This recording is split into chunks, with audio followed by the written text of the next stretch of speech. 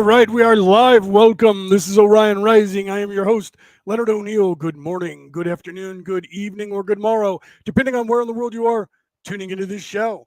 All right, it's Saturday morning, and we are live Saturday morning in America, and we are live. Let me turn this off here, and you can see our ugly mugs on the screen.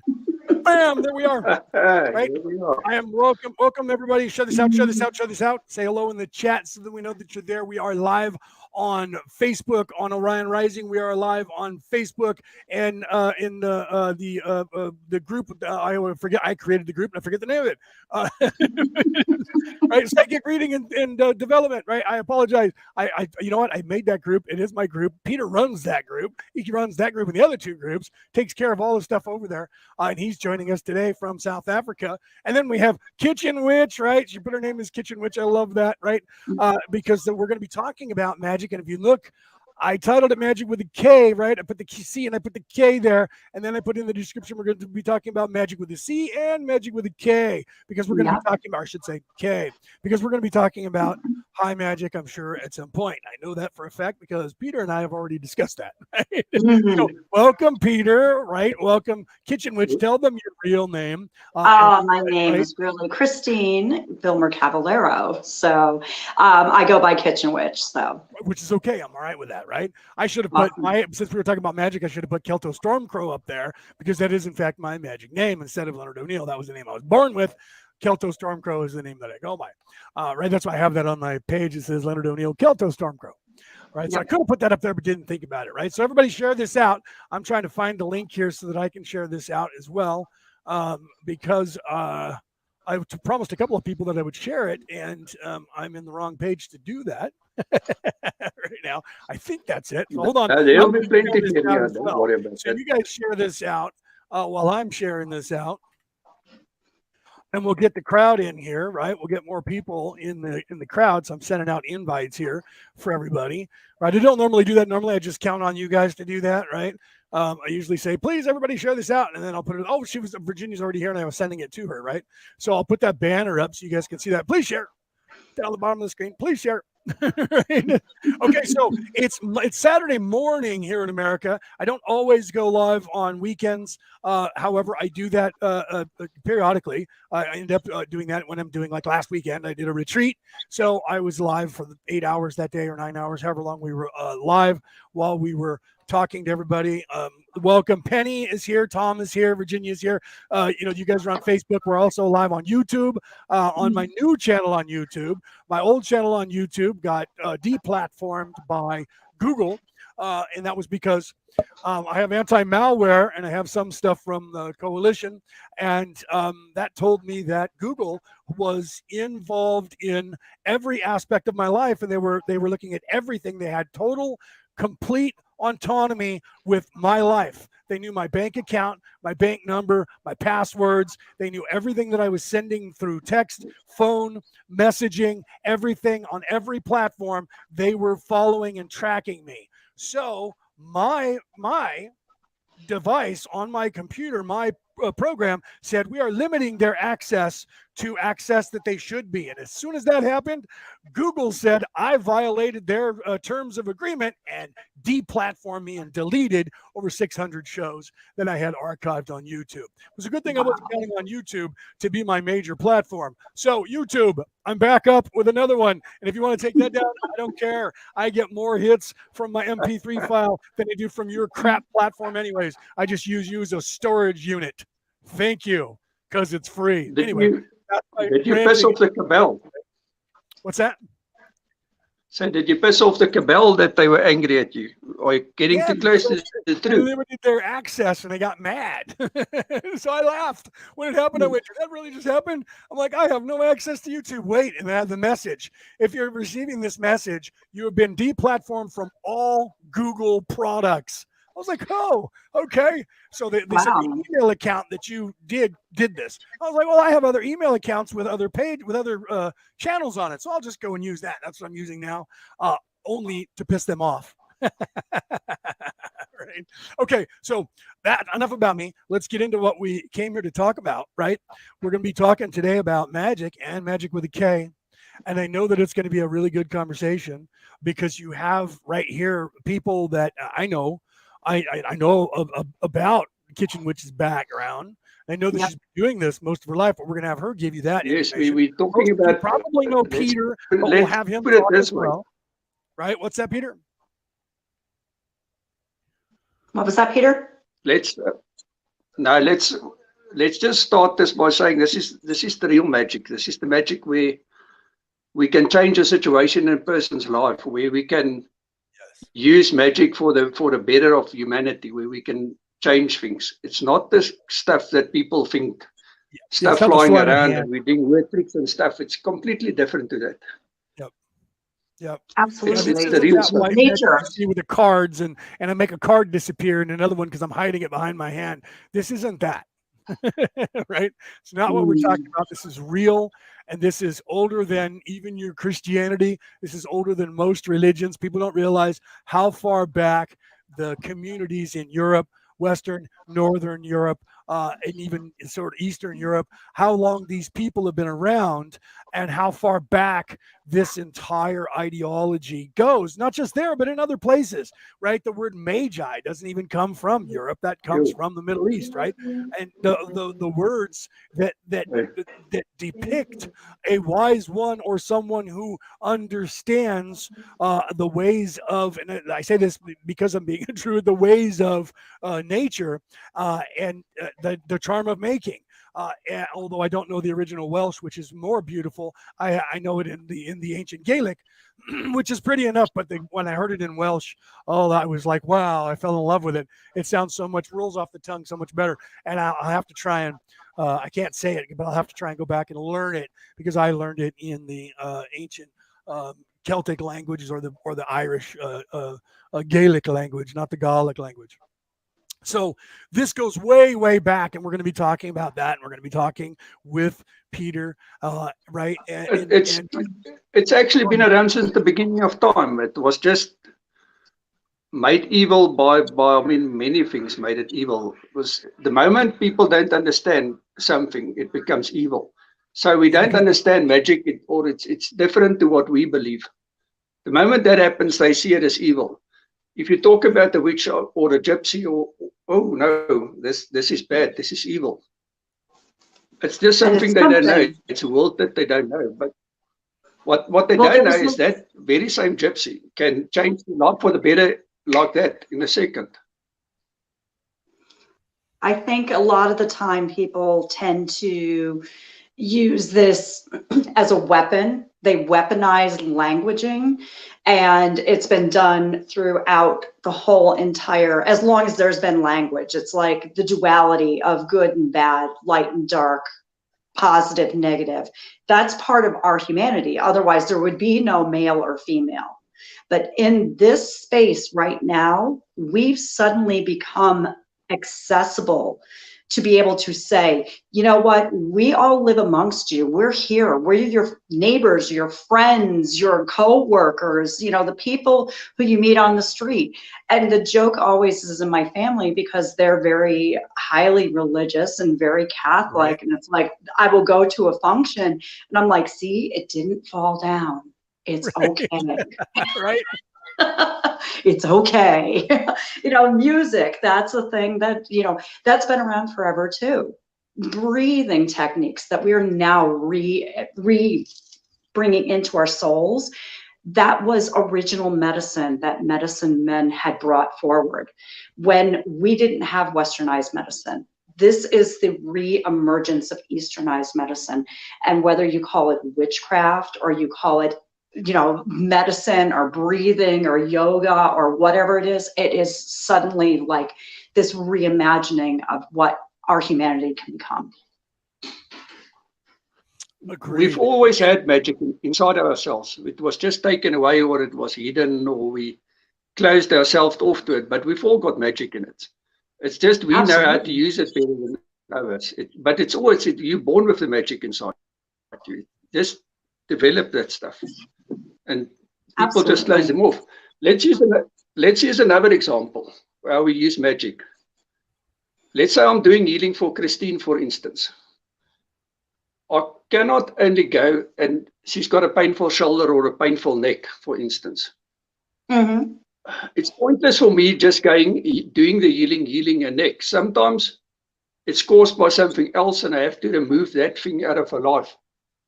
That's magic. The moment I change that situation, the healing becomes easier and she heals quickly. It doesn't help to just simply go and do the healing. I'm going to sort it out. Everything is done now. Sometimes you have to go further. You have to change a certain situation to help the person. To me, that's magic. That's what we do. We do magic. The moment I can change certain things for you, the healing is instant, it's quick, and it's gone. Yep. Yeah, absolutely. And you think about people who have serious diseases like cancer, and you start to look at that, it's like that is a physiological response. But you go backwards in their timeline, I guarantee you will find that they are carrying wounds and heaviness specific around that body part, or there is some story that they are bringing into their reality, and it is manifesting as a physical limitation. And once you start to remove that, like Peter said, that is the true magic. And we all carry that in our DNA. So we can be our own healers. One of the most beautiful things I had was a person who I trained with said, there is a healer in every household. That is the way we should look at what we do. We are the healers. And if we bring that forward, it'll start to become a revolution, and we will start to see this just mushrooming out exponentially. And that's the beauty of it. And if you can remove the fear of a word like witch or a word like druid or something that people don't understand and have been told over millennia that we are dangerous. We were the original. If you want to talk about witchcraft, we were the original women who would help women have birthing experiences. We were the ones who created salves so that if you burned yourself, you could heal from it. That is witchcraft in a nutshell. And then somebody said, oh, well, I want to go and take advantage of this, and I want to take acetylsalicylic acid, which comes from willow bark, and make a pill out of it. And suddenly we're the ones who are crazy, and the pharmaceutical industry is the one who goes out and makes billions of dollars, and we get thrown into the fire pit. Right. And what they did was they paid off the FDA to say that nothing in nature is medicine, and that only pharmaceuticals. So they take medicine, and then they synthesize it, and then it becomes medicine. And then they say the rest of us are crazy. Yep. And what you're referring to is the witch's hammer.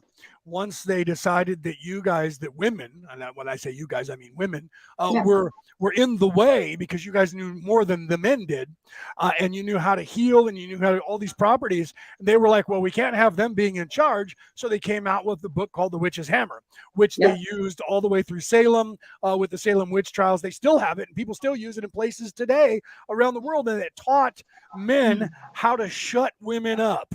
And if they wouldn't shut up, then they called them witches, and they burned them at the stake or drowned them and killed them in some torturous way to get everyone else to be quiet and shut up. And that's the true thing. You guys can look that up. It's really true. I have a video. Oh, no, you can't see it because it's been deleted. I showed the video from the Da Vinci Code when Dan Brown showed that scene and had the witch's hammer in the scene and explained all of that went on in Salem.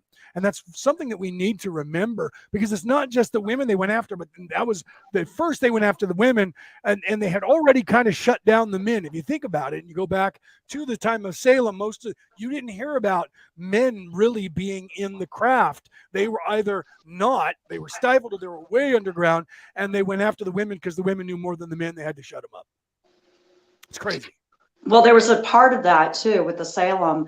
The first woman who got accused, besides Tituba, who was the one who was showing the girls a voodoo practice, which she had brought from her native land, was a woman who owned a lot of property. She had property, and the men wanted her property, and she was accused of witchcraft and thrown into the dungeon, where it was a water dungeon, and she was there for close to, I believe, 18 months, and it was horrible. She had to stand up.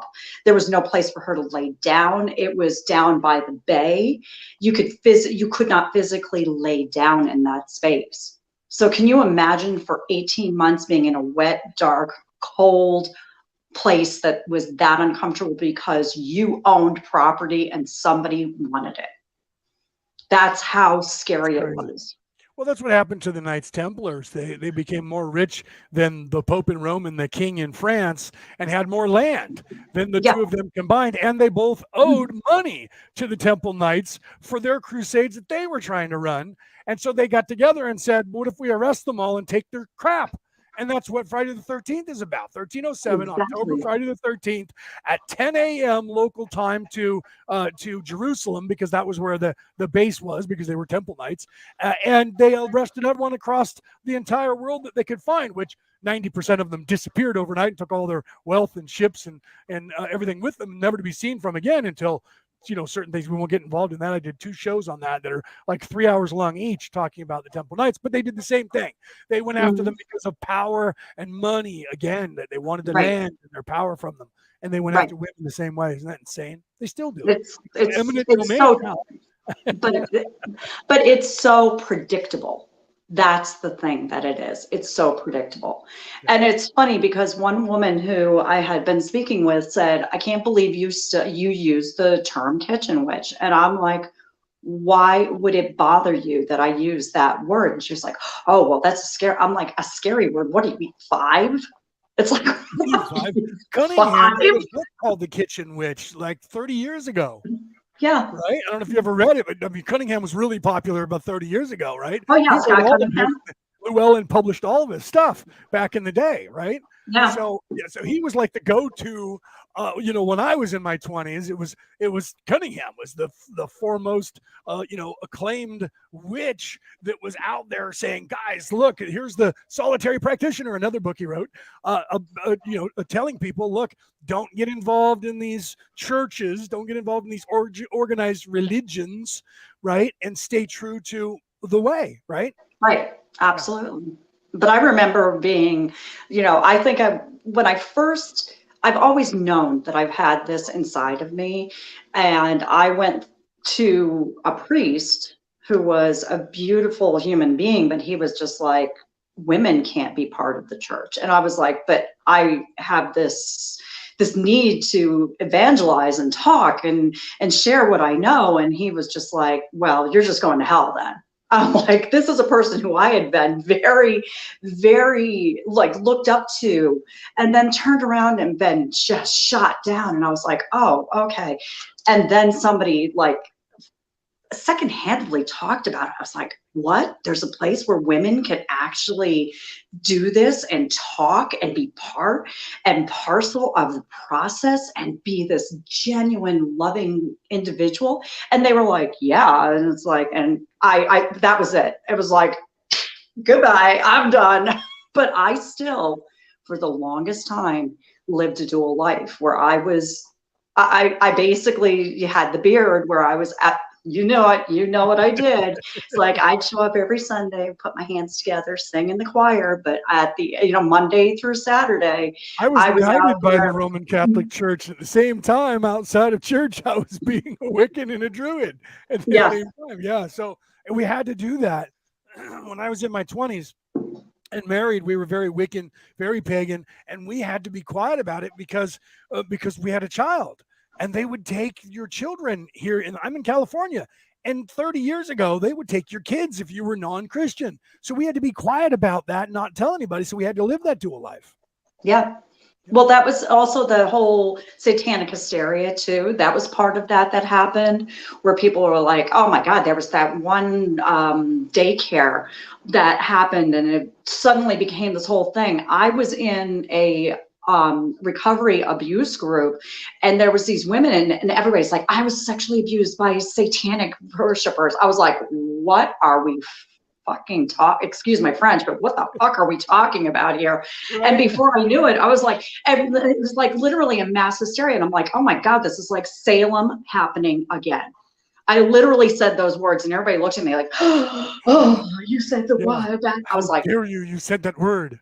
I know. I'm like, what's wrong with you people? But it was like literally this mass hysteria. And that has been the case in so many of our, unfortunately, low points, but those highlights of Wiccanism, paganism, Druid, like, thank God you guys survived. Thank God our Right. beings survived, because it could have been wiped out and we could all be sheep. I mean, George Orwell is still here. Thank you.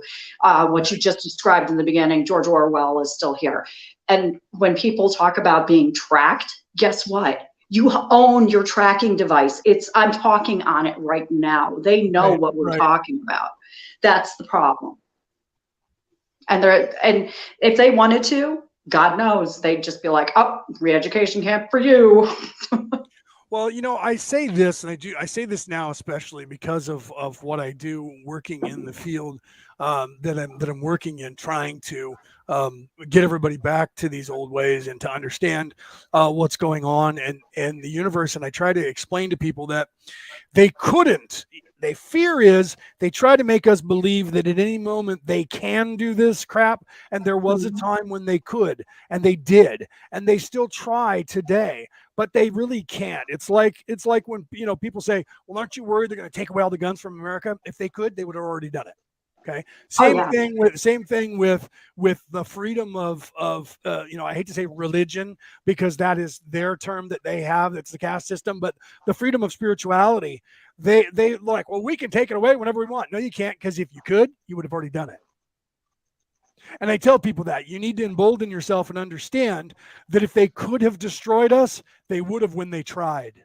Because believe me, they tried for hundreds, if not thousands of years. They tried to destroy personal spirituality and nature spirituality. You know what I mean? Absolutely. I have the Green Man tattooed on my back. Most of my back is the Green Man. It's like this big. It's beautiful, right? And it was very well done. It was a 5-hour tattoo, and I did the entire thing in one setting on my birthday. And it was probably the funnest tattoo I got. But I have 15, but they're all spiritual tattoos, every single one, except for one, which is the biohazard symbol. But I have that tattooed right up here on the top of my back. And people say, why? And I say, because I am a biohazard. What is a biohazard? A biohazard is a biological entity that might be dangerous to your health. But you also might be dangerous to your thoughts. Right? I'm going to make you think. When the shit hits the fan, they come running to us, because we can do things that other people can't do. We all need to remember that people grew up, a witch is evil, a druid is evil, someone that does magic is evil. So in some ways I can understand what's going on. I mean, people don't know any different. That's what they've believed their whole lives. And I always talk about the do as told, because you get people that only do as told. They got no other means. That's the only way they know. They do as told. And if you grew up that the witch is evil and the druid is evil and the magician is evil, you don't know anything else. Right. That's the way. And how we're going to change this is a bit difficult. But I do suspect we're going back old ways. So things might be looking up for us. We'll see what happens. Well, the old ways are starting to come in, and it's so beautiful because you're seeing people doing naturopathic healings. You're seeing people who are doing yoga, like average individuals are bringing in old methodologies and making them new. And I'm like, you know what? Have at it. You want to do breathing? Do breathing. If you want to do yoga, do yoga. You want to take care of your kids through natural medicine. I'm an herbalist. I am an aromatherapist. That was something that I did. I learned how to help people. Peter, one of the things that I was doing in the beginning of COVID is I learned how to become a death doula. And the reason I did that is because I firmly believe that people need to stop fearing things, even up to the point of fearing death. Right. That is something that absolutely needs to be addressed. We took it out of our hands and out of our homes. We made it clinical and uncomfortable. The person who is dying does not need to die in an uncomfortable fashion. Right. And that's the beauty of death doula. But this is all part of this. This was something that people did for hundreds and thousands of years. And now all of a sudden, since modern Western medicine came in and said, oh, okay, well, let me take care of this. It is so hard for us to come back to the ways. And thank God for this to happen. Thank God for people like Karen Pascal who does that. Hospice was a movement towards humanizing death. Right. But Agreed. what we do between that day that we're born and the day that we die is all what matters now. This is such a beautiful thing. We are in a renaissance, an absolute 100% renaissance. And we all have Leonardo, like, you know, we have these masters in our souls. And we can express them in whatever fashion we want to. That's what it comes down to. Whether we do it in a pagan way, whether we do it in a Christian way, whether you do it in a Jewish way, I don't give a shit, but just be honest with yourself. Right. That's Agreed. the beauty of magic. It's being honest. You Agreed. can change your reality with magic. I mean, that's what we all can do. You can actually change your reality, and we can make things better in this world we're living in. But we do it through magic. We have to do it. The Hopi Indian said, spirit is in everything. And if you don't live with spirit and understand spirit, you're going down. The only way to survive the times we are in is a return to nature and a return to spirit. Yeah. And understand what's going on. So no wonder we're in the world of shit we are at the moment. We just, all we actually need to do is return to the old ways, return to nature. Everything, spirit is in everything. Absolutely. Keep our water clean, keep our air clean, things like that.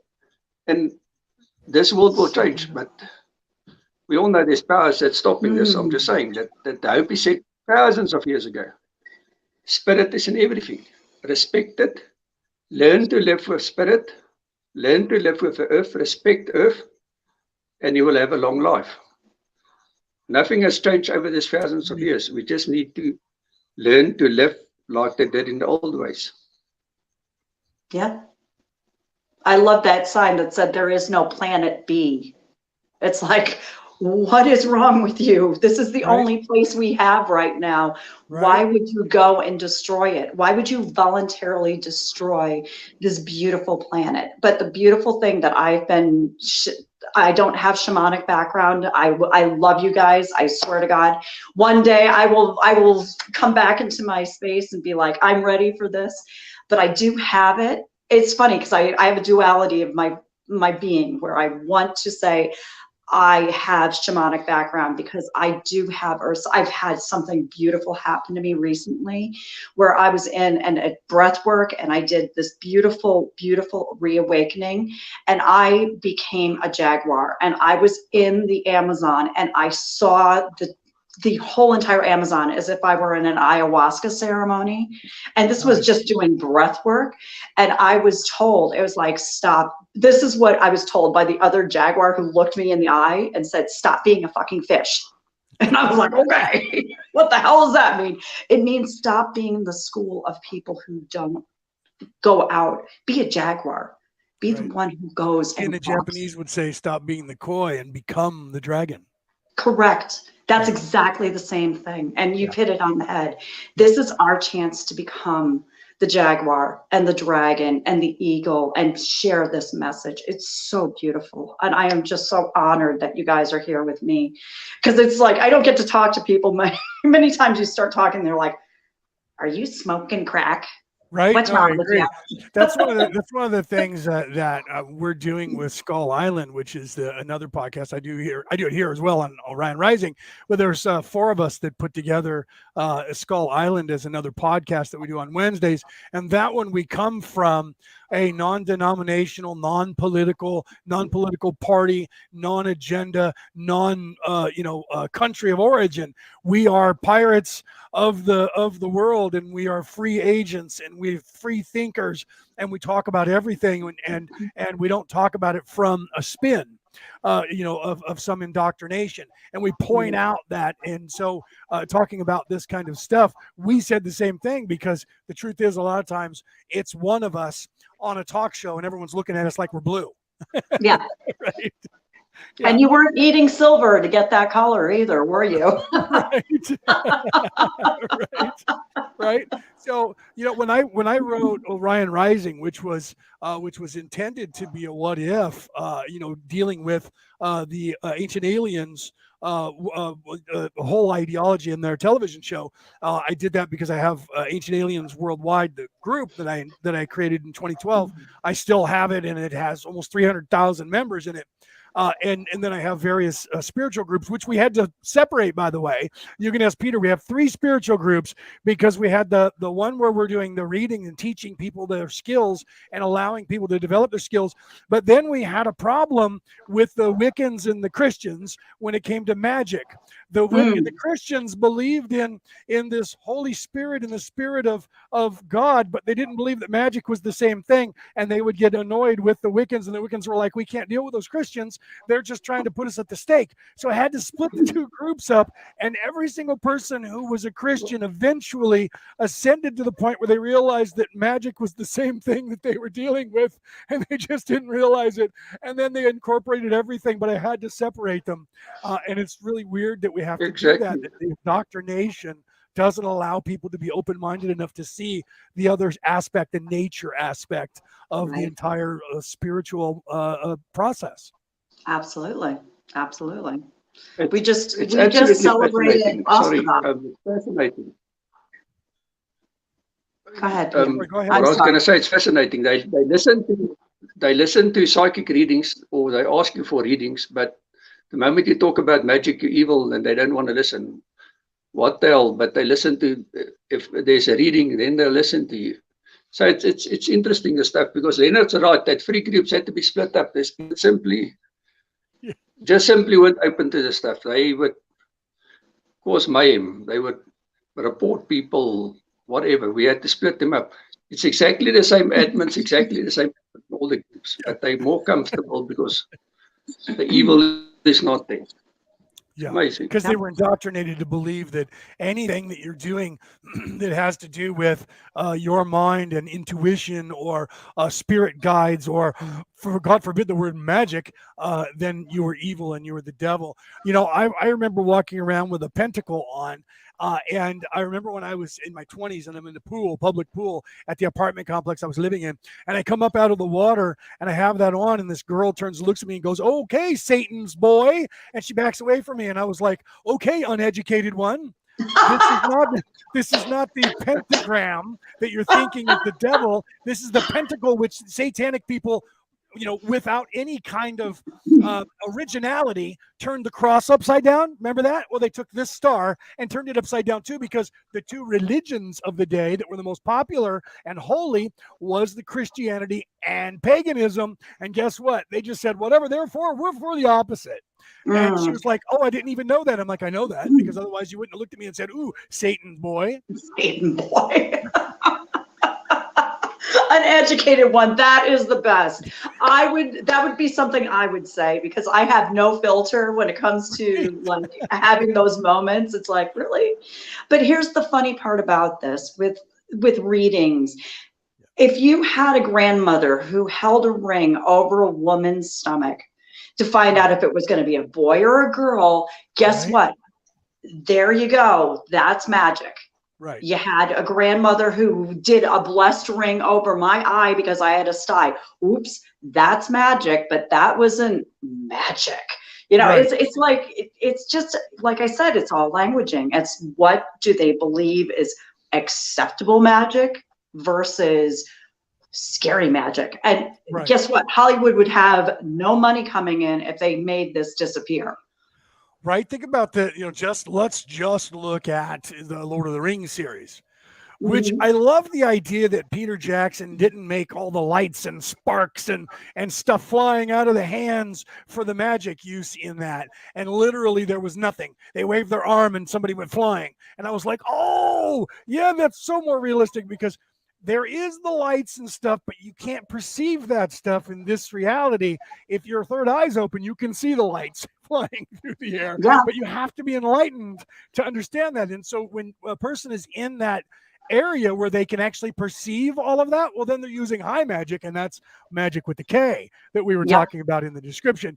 And so the normal people will never see that. So I love, or muggles, as it were. So look at just those two genres and how much money Hollywood would have not made just from those two book series being movies that have made them trillions, right? Yeah, absolutely.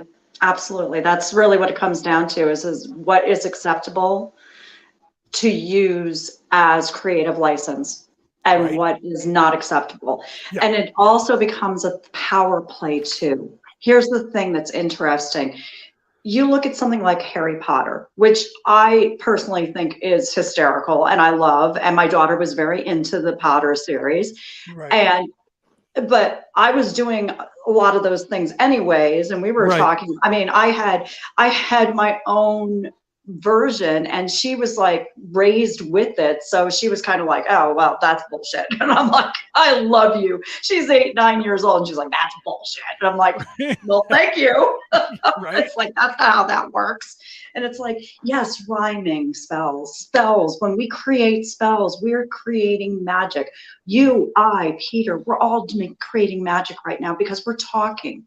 Yes. It is just a beautiful thing. The first magical thing I had in college was a woman who was very much into paganism. She brought me into a room. She said, watch this. And we sat there in the dark and we played with energy balls in our hands. And I was like, oh, that's cool. I want to do more of that. Like, I was so into it, like, holy crap, you can do that. And she was like, you can do this because you can see with the third eye. Your third eye was opened from birth. That's why you saw your grandfather before anybody told you he had passed. You saw his spirit. You saw those people come to you. That's already been part of you. Now you just need to train it. That's all you need to do. And as soon as somebody said that, I was like, oh yeah, this is the way to go. And it was so funny because everything was exactly opposite. When I would go to I would go to pray. Oh my God. I prayed when I made spells and people would tell me I was evil.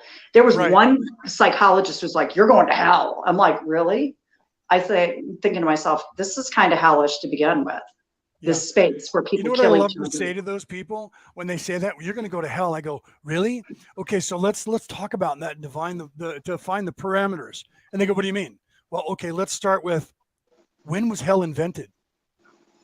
You know it was invented. It's a construct, right? And they go, no, it's in the Bible. I go, really? Find it for me. Find it in the Bible. It's not in there. Hell was borrowed from an Eastern philosophical thought from the Chinese. And that purgatory also was, okay? And even the word the devil or possession by demons didn't come into play until Jesus went after we are legion. And even then, they didn't really say, he said at one point, come out, oh, you devils. But what you need to understand is, in that language, at the time that Jesus spoke that, anyone who was nefarious was called a devil. It didn't mean this thing with pitchforks and horns and this nefarious, evil thing that is supposedly equal to God. And that is not written anywhere in any dusty tome where there is evil that is to the same level as the Creator. Nowhere is that written. But man, or humans, when they corrupted the churches, invented this hell to tell you you're going to a bad place, and then they called it that. First it was purgatory, and then they ended up calling it hell, this evil place of fire and brimstone, which does exist in a metaphorical sense, because if your soul denies the light and you are very evil, then you are in hell in your mind. But there is no place. There is no place that you're going to go to. Your soul is going to reside there forever, only if you choose to. If you choose to. Well, there is a hell, Michigan, though. There is hell a couple different places. There's one in Greenland too, or Iceland, and it's called hell.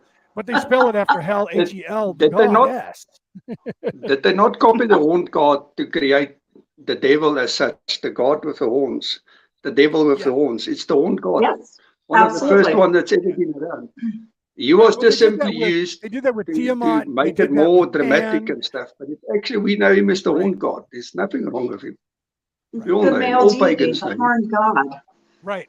But yeah, right. You have Cernunnos or Kronos, depends on how you pronounce it. You have the horned stag. All of those are guises of Pan or the Green Man. They're all Right. different guises of the same god that was a pagan god that came from Europe, Western Europe, Northern Europe, and some of the Greeks even followed. They claimed that Pan was invented by the Greeks, which they borrowed it. Let's be serious, right? Everything's borrowed, nothing's copyrighted. Right. Yeah. So, but you know, In some if cases, you go borrowed back- and rewritten as well. Not only go ahead, borrowed, it Peter, was continue, rewritten please. in most cases as well. right? Right, everybody's making comments now in the chat. I keep because I'm posting them; they're all making comments. So I'm trying to keep Yeah. up with posting those for Words and everybody at home to pens see. But are I'm not two reading very them, so I magical apologize for tools. those of you who are on the MP3 file. I haven't interrupted to read these comments. So you guys that are out there in the world that are only hearing our voice, I apologize that there's a lot of comments that you guys just aren't going to get to see because you weren't here live. Right. So there is a benefit from being live on the MP4 broadcast because you get to ask questions, you get your stuff highlighted, you get to be involved in the conversation. Those of you who are listening to this later, some of you don't care, you just want to hear it anyway. So I apologize that I'm not giving you guys the description. I just don't have time because I would have to stop the conversation. The conversation is too good to be on its own. So I apologize. But those of you who are at home, you get to see this. Go ahead, continue, please. Well, what's interesting is we just had Ostara, which is basically the fertility Yes. festival Yes. with the equinox. Yes. We just did a And retreat. That on was yeah. about that was co-opted Right. to create death, rising, rebirth Right. for Easter. Right. But somebody said to me recently, they're like, do you imagine, I'm not saying astrology, everybody's into it, but they're like, I'm sorry, do you really think Jesus was a Capricorn? And I'm like, Right. no. Right. Because every Capricorn I know would go and sacrifice themselves for an entire race I've heard of people. two different times. I've heard one that it was in September and one that it was in July. But they changed all of that when they were trying to convert the pagans. Let's be serious. They changed the whole thing in December on the solstice. They changed all that. And they said, oh, Jesus was born then because that was when you had Santa Claus or Santa Clausa, depending on, Kris Kringle and that whole ideology. And then that became like, the death of the god, right? The Green Man died then. And so you had the god was gone. And that was the time when the goddess was pregnant with the god again, and then would give birth to the god in spring. So then they had to have Jesus die and be resurrected in the spring, right? So that they could say, look, your God is the same as our God. So Come on in. To convert everyone. Come on in. Yeah, the water's fine. Exactly. We got cookies. Come on in. We got cookies. Don't ask what the rabbit has to do with Jesus being reborn. Don't ask Or an what egg. the fat man in a suit has to do with giving presents with Jesus being born again. Or the born and then reborn, but it all fits. Just trust us. We'll tell you. Come and sit in the seats, pay your tithing, and we'll tell you how that works. Yeah. Yeah, and it's so true. It's just the co-opting of all. It's more like the conglomeration, where if we just kind of mishmash everything, you're feeling comfortable, you can come in here. It's really just all the same. It's like I said back in the beginning, we're just in the process of starting to open up again and feel that it's okay. But unfortunately, it's just a little teeny tiny crack. Like the window's just cracked open and the shade is opened up just a little bit because of technology. We don't have to be isolated anymore.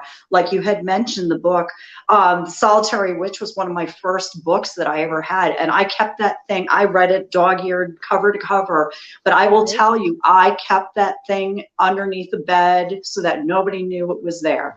And I had my magical I had my, they used to call them props or whatever you want to call them, but I had my things and I had to keep them in a box. Yeah. So nobody knew they were there. And we had to have our altars hidden, and we would bring it out and set it up when we needed it with all of our tools, right? And then we'd take it all down again and spray something in the air so they wouldn't smell the incense. Exactly. Well, Exactly. It's like, oh my God. Otherwise it's lost. Someone's going to take it away. Yeah. I'm telling you, it's right, but it's starting to open, and it's such a nice, beautiful moment for all of us to be able to say, hey, look, I'm okay with myself. But I'll tell you, I work in an office environment. I had my crystals. I had like a little mini altar there, and I got written up and told that it needed to go. And I was so close to saying, you are going, first off, this is my religious belief. Right. And I was like, you are like crossing into a few territories of HR management you don't want to be in. But to keep the peace, I took everything down. I brought my cards home. I brought my crystals home. I brought my little mini altar home. I didn't put out anything that was offensive, but there was somebody who was very religious and she was incredibly offended. And I was like, wait a minute, maybe your religion offends me. How is that? But because it's a sanctified religion, it was a-okay for her to go and complain. And Karen, if you want to know who the person who hates me, that's that person. So where is it that, we have in America, in America at least, you have this so-called freedom of religion, yet that kind of means Christianity and Judaism, and now Muslim, and that's about it. The big three, and anything else of what they call the big three, even though the what they call the pagan religions are actually bigger, and there's more people around the world that actually follow that than there is Christianity. But let's just pretend, because you guys, they say there's like 2 billion Christians. If you ask them off the record, off the books, off the books, you'll find that probably 1.5 billion of those Christians are in fact pagan. But they're hiding because of persecution. Were pagan. We hunter-gatherers were all pagans. It started, this world started, we're living in as pagans. We all from some form of pagan background. That's how things started, but people don't want to know that. But when all our forefathers probably wore skins and killed wild animals to eat and stuff, they were pagans. That's the way our forefathers lived, all of them. So paganism isn't the smallest people tend to think. It's actually very big. Ah, beautiful. Virginia just posted, and I was like, I love it. That's why I put it up there. I saw you immediately when I put that up there. You're like, yeah, right there, right? Yeah, exactly. I had to put it up. As soon as I saw it, I was like, oh yeah, that's going up. Oh yeah. Right. Oh, Virginia, right? That's why you and I are going to do fire, water, spirit. For those of you listening on the MP3 podcast, I had to tell you that one, right? But right, that's like, calling in the quarters, calling in the, when you're starting anything, if you're doing it right, you should be casting a circle, which means you should be working with earth, air, fire, water, and your spirit, or the spirit, or both. And you should be calling in the quarters. You should be calling in the directions. You should be calling in the energies of the nature of this world, and that translates to modern science to the 3, 6, and 9. That scientists found the 3 energy, and the CIA even knows the 3 energy is us, and then nature is the 6 energy. And then our intention with nature, it's actually 3 and 3. The 3 energy is us and nature, and then our intention makes it the 6 energy, and then it goes to mathematics, guys, and then it goes to the 9 energy, which is the God energy, or the perfection, the hex boson, but not God, but the God energy, the creation that comes from the heart. I don't want to go into too much detail there because that's high magic. Yes. Right. So, but Nikola Tesla knew that. Nikola Tesla knew this. Yes. This is around us. Every corner you turn, it's there. It's everywhere, and it's so beautiful. And Right? I Yeah, am just, Jeanette put it up to 3, 6, and 9. And you know, I'm what is our DNA strand? But 33, right? yeah, Multiples of 33 is the double helix. Okay, yes, so even our DNA is, but it also has 12 parts. So everything is the 12 denominations, and that is in everything. You need to understand that Jesus, the one, had 12 apostles. Do you understand? yeah, Right. So the 3, 6, and 9 becomes 12. Right. And that's the 3 energy, which is me. And then my intention, which is 3 energy. So 3 plus 3 equals 6. That's nature. Now we take the nature. That's the charm of making. Right. Let me yes, tell you guys the charm of making, because even if you know it and you play it back and you try to learn it, you can't use it unless you're actually ready, because it is high magic. But I'm going to give you the Gaelic translation of the charm of making. There is a more beautiful translation that we did last year on the summer solstice, that we had a gentleman speaking the Welsh version. Oh my God, that was beautiful. But the Gaelic version is pretty beautiful as well, and I'll explain what it means. And it's actually the charm of making. It's what I just said, right? So this is the charm of making, and you can hear it in the only place they actually played it was in 1982 in the Excalibur, the movie, and Merlin spoke it in there, and they used it. It's the real charm of making with the ancient Gaelic, and it's Anal Nathrach Uth Vas Bethud Dothiel Dienbe, and that means all that is nature, all that is time, space, heed my intention. Or do hear my call, but it means heed my Beautiful. intention. So it literally is 3, 6, and 9. It's me using my energy, my intention, putting it into and calling all that is nature and time, space, and putting my intention into that. And that creates 3 plus 3 equals 6. 6 plus my intention then becomes 9, which is the hex boson, the God energy, the creation that I'm a co-creator and that we're all a co-creator of. We have that ability to create magic. And then our intention from that, becoming the co-creator like God, becomes 12. Do you understand? And yep, then if I use that energy, I become the one.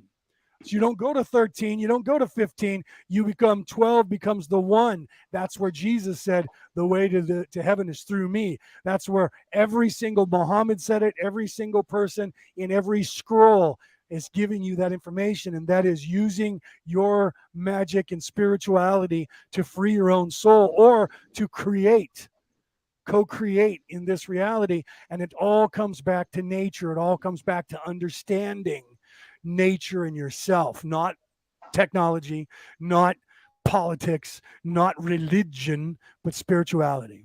yes. Beautiful. And it's so funny you mentioned that movie, because it's like there are a few movies that, I mean, I'm a movie person and I love them. That was probably one of the most beautiful movies that I had ever seen. It was very And close to everybody's reality, like, right? it's crap, it's It's crap. terrible. And I'm Well, you like, but I notice remember in them that saying movie, that. when they were calling for Merlin, Merlin, he showed up and he did not say, I am Merlin. He said, I am a Merlin. Yes.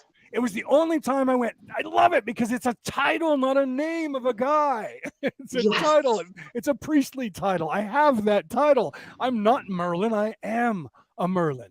I am a Merlin. Absolutely. How beautiful. Oh my God. Good That old, was good so, old Merlin. I've got like super chills going on. I'm like so connected with what you were saying when you were saying that incantation was so beautiful. And I'm like super chilling right now. Like, oh yeah. I think I'm gonna have to run around outside, even though it's like 47 degrees. I'm like, shoes off. What the hell? Right. Right. I know. When I was doing that, I felt, and that's why I did this at Yes. that one point, because Like, I mean, if you see my hands, look, right. And I was you know, just boom. yeah. So that's why I did that, because I had to do something with the energy I actually created while I was doing that. Not intentional, but it happened. And so I went like this, and I just unloaded that energy for everyone who wanted it. And it was delicious. It was like taking the coolest sip of water on the hottest hot day. Right. And that's the way this is. This is the way of magic. Yes. Is to have that feeling. And it's so beautiful. I mean, I can't even describe how like gushy and beautiful it can be. And it's not bad. And the word evil is so unfortunate, because it was designed to keep people subjugated. Right. Agreed. It's so unfortunate because it's so beautiful. What we can do is create something so magical. We can heal this earth. We can, that's why I decided for April, because April astrologically is going to be a really super big month. All planets are still going in the right direction. There's nothing going the wrong way. Stuff is going on. This is still creation time right now. Yes. This is still creating the next until 2023-ish. Yeah, I wanted to point out, let me point this out, and then I want to get to Peter because Peter wants to talk about like the history Oh, of absolutely. druids and stuff. So I want to get more into the history because I think people need to understand, because some people here in the audience are probably fans and they get it, but other people may not get that and why all three of us are so passionate about this because of how this thing started and how far it goes back. And so I want to delve into that and then come back up here. But I do want to say this. For those of you who are listening to what you just said, you guys need to understand that when was the last time, think about this now, if anyone's been paying attention, when was the last time we haven't had a supermoon? We're going on 3 years without having a regular full moon. Yep. Every full moon has been a supermoon. There's a reason for that. The activation, according to the Hopis, according to all Aborigines, according to the Aborigines in Australia, which they're doing on purpose, there has been on every single solstice. This is the 3rd year that they have been doing every single solstice. They've been doing rituals starting in Uluru in Australia, and the rest of the world continues the entire day for every solstice activation. And I've been doing this for the last 3 years, working for them, putting on shows. You can ask Peter. We put on shows all last year on the solstices, the full moons. We continue doing this, and I've been doing this. We just did a retreat on the half solstice, on the full moon for the beginning, right? Because it was the Ides of March were there. We had everything. It was the beginning of the new year for the planet. It's not December. It's not December. Right. It's in springtime, people, right? Yep. So when it starts. So this year is the 3rd year, the Schumann resonance, if you guys know what that is, which is the collective resonance of the energies of all of us combined on this planet, including nature and time space. That information, that resonance has been higher than it has ever been in the history of the world since they've been tracking it. And it's been pegged out in a way that scientists are like, what is going on?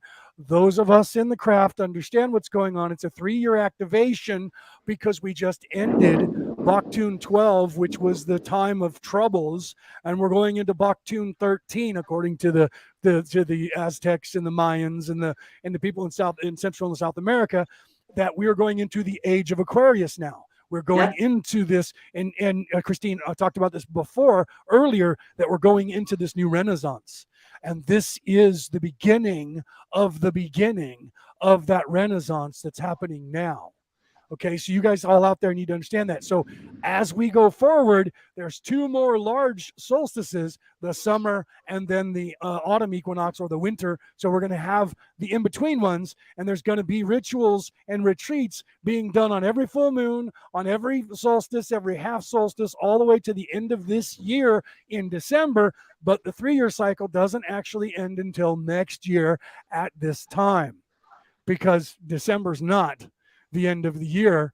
It kind of is, because the beginning starts again in March or April, depending on where that solstice lands. So know that the energy is going to get even bigger and better than it is now. And this is a beautiful time to be alive, because we are awakening. And that's why I call my show Orion Rising, and I called my book Orion Rising, because we as a human race are returning to the old ways, and we are starting to understand our place in the universe and in this world, not being subject to the rich and the elite any longer. Correct. Just saying. Yep, absolutely. Just saying. Oh, all right, Peter. Yay! Yes, Peter's Peter. going to talk. Peter's going to give us some history.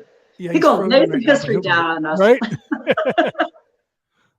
Yeah, he's frozen right now. So there he is. He's coming back. Peter. He's having problems with his latency. Don't ask. We're just getting. I knew something weird would happen tonight. There you are. We're getting hit by a major storm at the moment. So if I come in and out, it's just nature giving us a sign that it's still around. Now we have a major storm. So if I go in and out, it's just Mother Nature telling us, listen, we're here. Mm. But Leonard, that group you were talking, that's out of Australia Ferry. They've got lots of stuff about these Aboriginals and yeah, Stephen and Evan Strong. Yes, the yes. Magick. I've interviewed them many times. I'm friends with them. I talked to Evan and in fact, William they have Strong, I think. They actually have it's Stephen and Evan Strong. They actually have a retreat that's going on later on today. It's a paid event that you guys would have to look up, but guys can go to the Out of Africa or Out of Australia. And I'm trying to remember what the name of their page is. If I can think of it, I'll pop it up there for you. In case you guys want to tune in, they're actually doing a ritual today, and they have this whole show. I get free tickets to it because I work with them and promote them and do shows with them. I was a speaker on their show 2 months ago when they did the solstice then. So yeah, they're going to be up today live at 3 p.m. West Coast California time, West Coast America time, for those of you who might be interested in that. So go ahead. I'm sorry, Peter. I'm plugging those guys because I do that. We've been friends for 8 years and we work together. And so thank you for segueing the plug, Peter. It's almost like he thought about it. Right? Exactly. It's like he was paying attention and remembering. I wasn't. Mm. All right, beautiful. Oh, lightning is getting intense. Let me just say this. People don't need to be scared of magic. It's not evil. It's not whatever. It's a tool that's been given to us to use. I always say, I mean, if I wasn't meant to do the stuff I'm doing, it wouldn't have been given to me. It's like crystals. People think crystals are evil, but crystals are from the earth. It's the earth giving us crystals. It's the same with magic. If you weren't supposed to do it, it would never have been given to you. You would have never been trusted with that kinds of power. Just listen to this. Nice. That power and stuff would never have been given to you because there's a lot of power involved. There's a lot of things involved in this, but never be scared of it. It was given to us to use. It's just returning to the old ways, to the ancient knowledge. Use it, and we can make this world a much better place we're living in. Mm.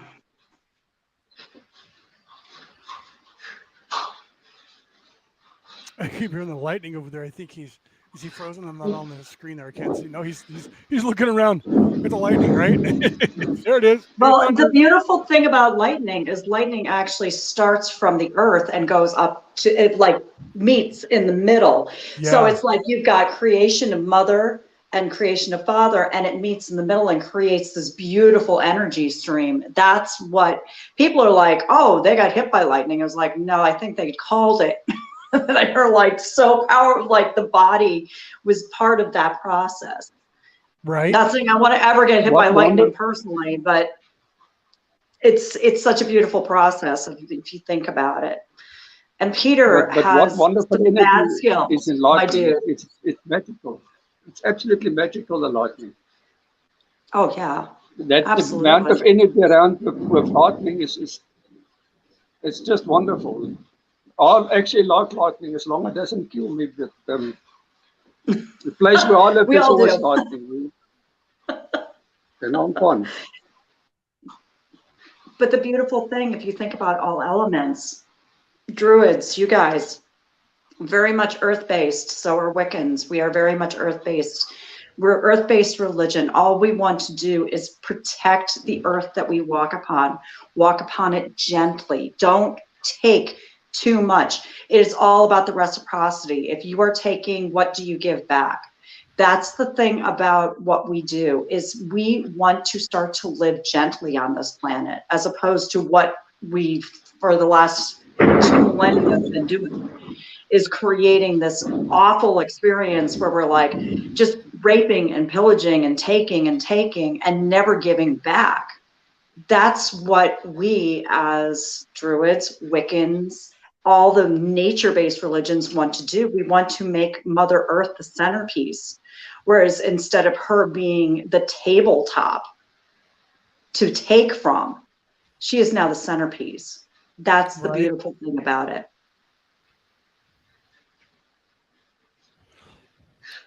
She Right? should Agreed. be honored. Agreed. So someone asked what was it's Our Alien Ancestry. It's not, that's the I'm going to give you the link. That's for the show that they're doing, but the actual site of theirs is Forgotten Origins. So you can look that up either forgottenorigins.com, or you can go to ouralienancestry.net, or you can go to Forgotten Origins on Facebook. In that, or you can look up Stephen and Evan Strong and figure that out. But I'm going to give you the link here to their show. So those of you who want to attend, I'm going to copy and paste it in the chat for you. I apologize for interrupting again for a commercial for these guys, but what they do is really, really intense. They literally focus workshops year round on raising the vibration of this entire human race and bringing information like we're doing here on this show around the world. So I linked it there for you guys in the Facebook chat and on the YouTube chat if you guys are interested in taking a look at their show that they have. And this is this is the chapter 18. So this is the 18th chapter of their show that they're doing. It starts in 3 hours and 51 minutes from now, just so you know. So there's my plug for the day. They'll be happy that I gave them a commercial. So I apologize if I interrupted you guys and you guys are like, what are you talking about? It was No. Okay. No, we need to. Yeah. We need to open everything. It's Agreed. beautiful. Yeah. Actually, wish Leonard wants to tell the story about the stone that either Evan or William had to go and fetch. That if certain people touch that stone, they've had it. Only a couple of humans on this earth is allowed to touch that stone. That thing came about 3 years ago. You told me that. About certain, I don't know if it's a crystal or a sacred stone they had to go and fetch. It was, in fact, there was two. They do that. It happened twice. Once with Stephen, and then once with I can't think of his name right now. Give me a second. I'll think of his name. But yeah, they had these stones, and they were a torus, which is the round stone with the circle in the center of it. These are found all over the planet, and they've been charged with energy 1,000 years ago. And there's many of them that were in Australia, and Evan and Stephen were taking them. Stephen mostly was taking them. He was trying to take them to go and show them to scientists in a different part of the world. And he was leaving Australia because that's where they live. And so he taped them all up so that if you touched the stone, you wouldn't touch the actual stone. You were touching the tape. And he had all this bubble wrap on it. And he was flying. And he went to go fly. And the TSA agent said, "What's that?" And he said, "Those are stones." And he said, "Well, why are they taped up?" And he said, "Because if you touch them, they'll kill you." He said, "You don't have the vibration to be able to handle the vibration of that stone. Right. It would do damage to you because you're a novice and it would harm you." And the guy was like, "Oh, well, we're going to have to take a look at it." And he says, "Okay." So they x-rayed it, and it was a stone, a torus. And they were still curious. And he says, "I'm going to have to open that." And he says, "Okay." And then he turned into Captain Jack Sparrow, right? He's okay. Your funeral. Go ahead. Have at it there. Go ahead. Your funeral. But I want it said. And he's talking loud now. "I want it said for the world that I have warned this man and these people that if someone touches this besides me, they may die from this. And I am not responsible for anything that happens to them." And they were like, "Well, we're going to undo this and take a look at it." And the supervisor comes over and says, "What are we doing?" And he says, "Well, this guy says that these stones are from Australia and that he's taking them to this science fair to show the scientists, and that if I touch it, it'll kill me." And he goes, "So why are you unwrapping the tape?" And he says, "Because we need to take a look at it." He says, "Did you x-ray it?" "Yes." What is it?" "It's a stone." Okay. He says, "So why are you unwrapping it?" "Because I want to make sure." He says, "The x-ray showed you it was a stone. You kind of have an idea. Okay, peel back the tape so you can see that it's a stone, but don't touch it," he says. And he goes, "Why, you don't believe this guy, do you?" And he says, "Do you know who this guy is?" He says, "No." He says, "If I were you, I wouldn't touch the stone, because if you do, you might be dead today." So finally, everybody in the whole place was looking at him, and they were like, "Okay, sir, you can take these." And so he took them and he left. And then, of course, he tells the story, right? So I thought that was hilarious because I tell everyone. I had him tell it live on air. Michael Tellinger. It also happened to Michael Tellinger. And Michael Tellinger was the one who said to me, next time you talk to Steven, ask him about the story of Stone. Yeah. So when I got Steven live the very next time, I said, Michael Tellinger told me to ask you. And he just laughed. And then he told the story. He loves to tell the story. And he's like, your funeral. You're how about it? It's up to you, right? My dude. Looks like the storm took Peter out. I see that. Yeah, I watched him drop. He'll be back when I had that problem when I was in Arizona. When the monsoon season, if I was doing a show, there were times where I would drop, so it was kind of hard. I'd have to plan the shows around possible monsoon, and I'd have to look out the window and look south. Nothing coming for a while. I got about an hour. Got about an hour, so let's get the show on the road here. Yeah, right. So, but Peter in Ireland is throwing up. He's going down the road. The Druids used the light and fire within the second of the thunder to cleanse the earth, and was the way to seek the gods and bring the gods forth. So, right. So, Peter is a friend of mine. He lives in Ireland, and another one I want to get on here with Peter from South Africa, because Peter from Ireland is like a record of. He literally has grown up in Ireland. He's an actor. He's been in movies. He was on the television show Vikings. He was in almost every scene. People don't know who he is. You see him and you go, I know that guy. When I met him, I didn't know even how I met him. He was live one time on air, and I was talking to him. We got to talking, and we were already friends. And he and I've talked to him since. We don't know how we became friends. Somehow we became friends years ago, and I didn't know who he was. And then he shows up in the coalition that I work with. The Oracle brought him in and said, do you know this man? I said, yes, I do. We're friends. And she says, but where do you know him from? I said, I don't know. I know him because I know his soul, and I know him. And she says, no, you know him from somewhere else. And I said, okay, where? She said, didn't you watch Vikings? I said, every episode. She said, then you know him. And I was like, wait a minute, what? And then he looked at this, he looked at the camera, and I was like, oh my God, he's in like almost every single scene. In Vikings, every scene, everywhere they went, he was either next to Lagartha or Ragnar or both. Every single time. He's walking around. When the Oracle, the guy that was blind, was talking, was the guy. He was outside walking around back and forth, pacing in front of the door. Because the story arc, which they didn't pan out, was that he was the Oracle, his character, and he was in two places at once. He was young and old, and the Oracle was going backwards in time.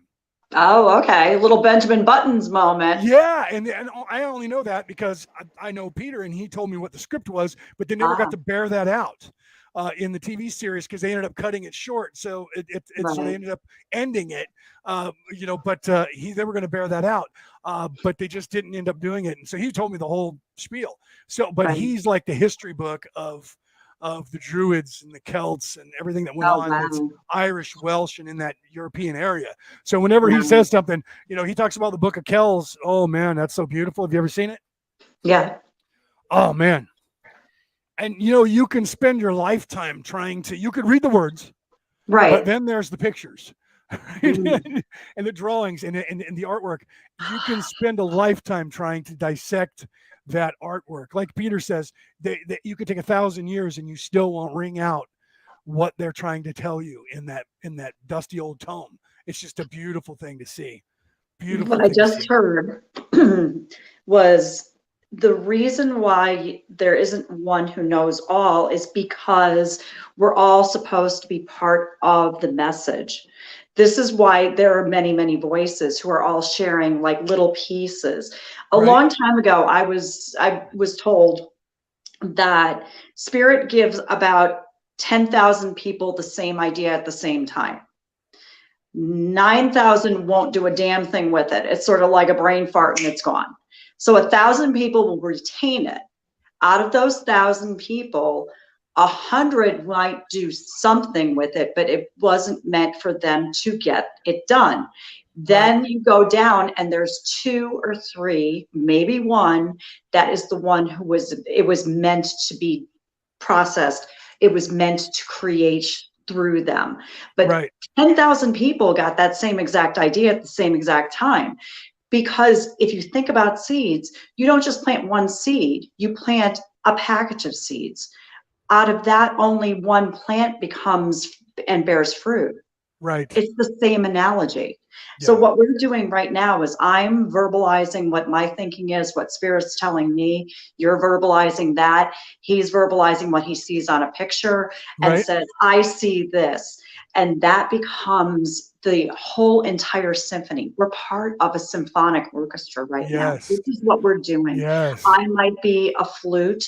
You might be a drum. There may be a bassoon, but everybody here is to make a song. We are Yes. creating that song. It is such a beautiful time in this Right? Yeah, energetic we're all space. co-creators, right? Yes. Yeah. So yeah, Peter's saying now he talks to his phone, right? So some of this, like if I'm looking, he says Ryan, right? It's Orion Rising he's talking about. I've known Peter so long. I've learned that he's You're dyslexic. translating. He's dyslexic, so he speaks to his phone, and like anything that's said in the chat, his phone will talk to him, right? So that was how I met him. In fact, the people were making fun of him when I popped into his show. That's what he's talking about here. I popped into a show and I got pissed off and sent people over there because he was in Ireland and he said somebody jumped him and they beat him up. So I sent people to go beat those people up for beating him up, and everybody got scared and they all left him alone. And he was like, haha, I have a program, so now I know what you guys are saying. And he was so mad. And all that stopped, right? So he said he started going live on Facebook, Orion Rising. He says, I like what you're talking about, right? That's what he said to me at the time, and that's how we became friends, right? He says, I was one of the first to share it, talking about the Book of Kells, and a lot of people hardly anyone really knew about it, and he was really pushing it and pushing the ideology that we're talking about now, right? And he said, so I was the first one to share it out. First time video. He says, I like this. When we became friends, we were friends like 19 years ago, right? And I believe it's even longer than that. He and I have been friends before this lifetime.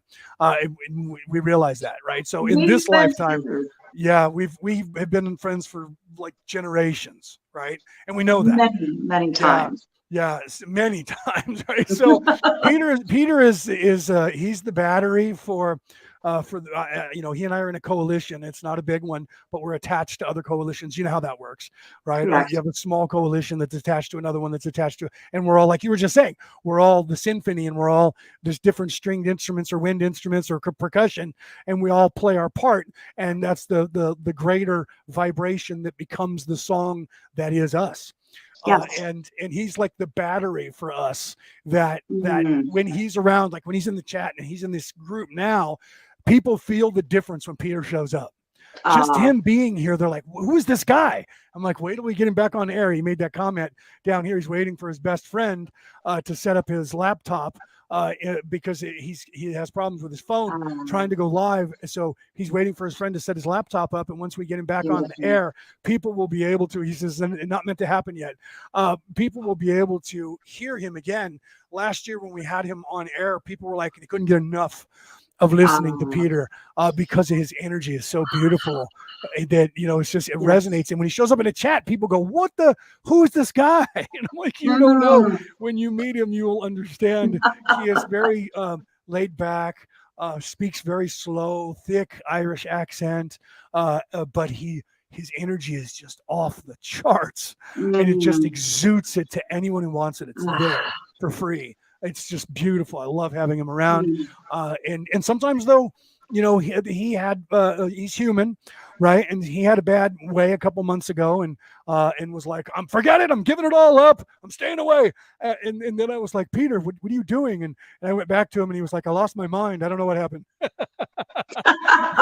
He's like, I'm better now. Thank you. I needed that energy that you gave me. Thank you for that. I needed to take a sabbatical. I call him a walkabout. It's like, if I'm in a space where I'm like, okay, I've expended, I've done enough, it's the time for the walkabout. And it's like, I've got to go. And it's like, I've done this with so many people in so many situations. It's just at this point in my life, I'm like, if you know me for any period of time, it's like, I will be with you until I do not need to be here. And then I need to leave you. And it's like, I don't know. Are you familiar with human design? Yes. Okay. Yes. Well, before you get into that, let me explain to everybody. Not that, but I'll let you do that. But what you were talking about, as a Magi, as a learned one, as a guide, as a teacher, whatever word you want to put on what we do that makes you feel comfortable, the best thing that we can hope for is that, and this is what Christine's saying, is that one day you will no longer need me. Correct. And then I become the student. And that is what we hope. And this was in Star Wars too. They played it in Star Wars, where he said, to Luke, it was Yoda, right after they destroyed the old archives of the Jedi Knight. He said, what we wish to achieve and hope to achieve is that they no longer need us. They've learned everything that we can give them, and then you no longer need me. So Christine said, I will be here to teach you as long as I need to until I don't need to. And that happens sometimes when we need a break, but it also happens when you're done. And now we look to you to learn something. So go ahead and continue with what you were going to say, please. Well, what I was going to say. I wanted to point out that Jeanette said, I love this discussion, and she put a K in there. Yes. Go ahead, continue, please. About 2.5 years ago, somebody introduced me to human design. And it was like having a new experience, because I was finally told in a design fashion where my soul had always known it was, but I wasn't able to articulate. And the beautiful thing about it was I have many, many parts of me, but I'm a manifesting generator. So one of the things that I really struggle with is that my manifestor side is really needed to be slapped around pretty hard, because I'd been like manifesting, like push. And I was like, I need to learn how to be a true generator. I have to learn to respond. I have to learn how to feel into, because I'm an emotional generator on top of it. So that's even worse, because it's like, I might be really super excited about something, and then 5 minutes later, somebody will come to me and I'll be like, don't feel like it. It's just like, right? I am like a walking contradiction. But that's really funny, because people who've known me for extended periods of time will say, well, when is this, new thing, talking about the, the paganism, the Wiccan, the cards, the this, the that. And it's like, when is that going to end? And I'm like, that's not a bug, it's a feature. You got to live with that. That's me. Right? So that's not going to end. That's part of reality. That's me. So I find it so funny to be in this space right now, being in this beautiful space, sharing with you when Peter comes back, but just to say something to somebody about human design, to talk about religious beliefs, to talk about things that are very meaningful to me, and not feel like I am out in the cold. Like my 3-5 manifesting generator, by the way, I'm a 3420, which really screws everybody up. So that right off the bat, if anybody's knows human design, I've got the channel of the alpha that is strung out all the time. And I'm like, everybody sees, they're like, oh, well, we're going to give it to you. Ms. I'll run into the fire with our 3. Right. But the 5 part of me is like, you put your projection of what you want to see onto me. Right. And become what I will literally become the mirror of your chameleon of what you need to be. But at the time that I'm ready to leave, it's done and I'm gone. Right. And that's the 5 side. And I'm like, I like what she says here. Jeanette says, well, it was the translation from Swedish. From Swedish, I believe that it was the correct translation, because you were supposed to put a K there, because we were talking about magic with a K, which is high magic. So that was not a mistake from the translation.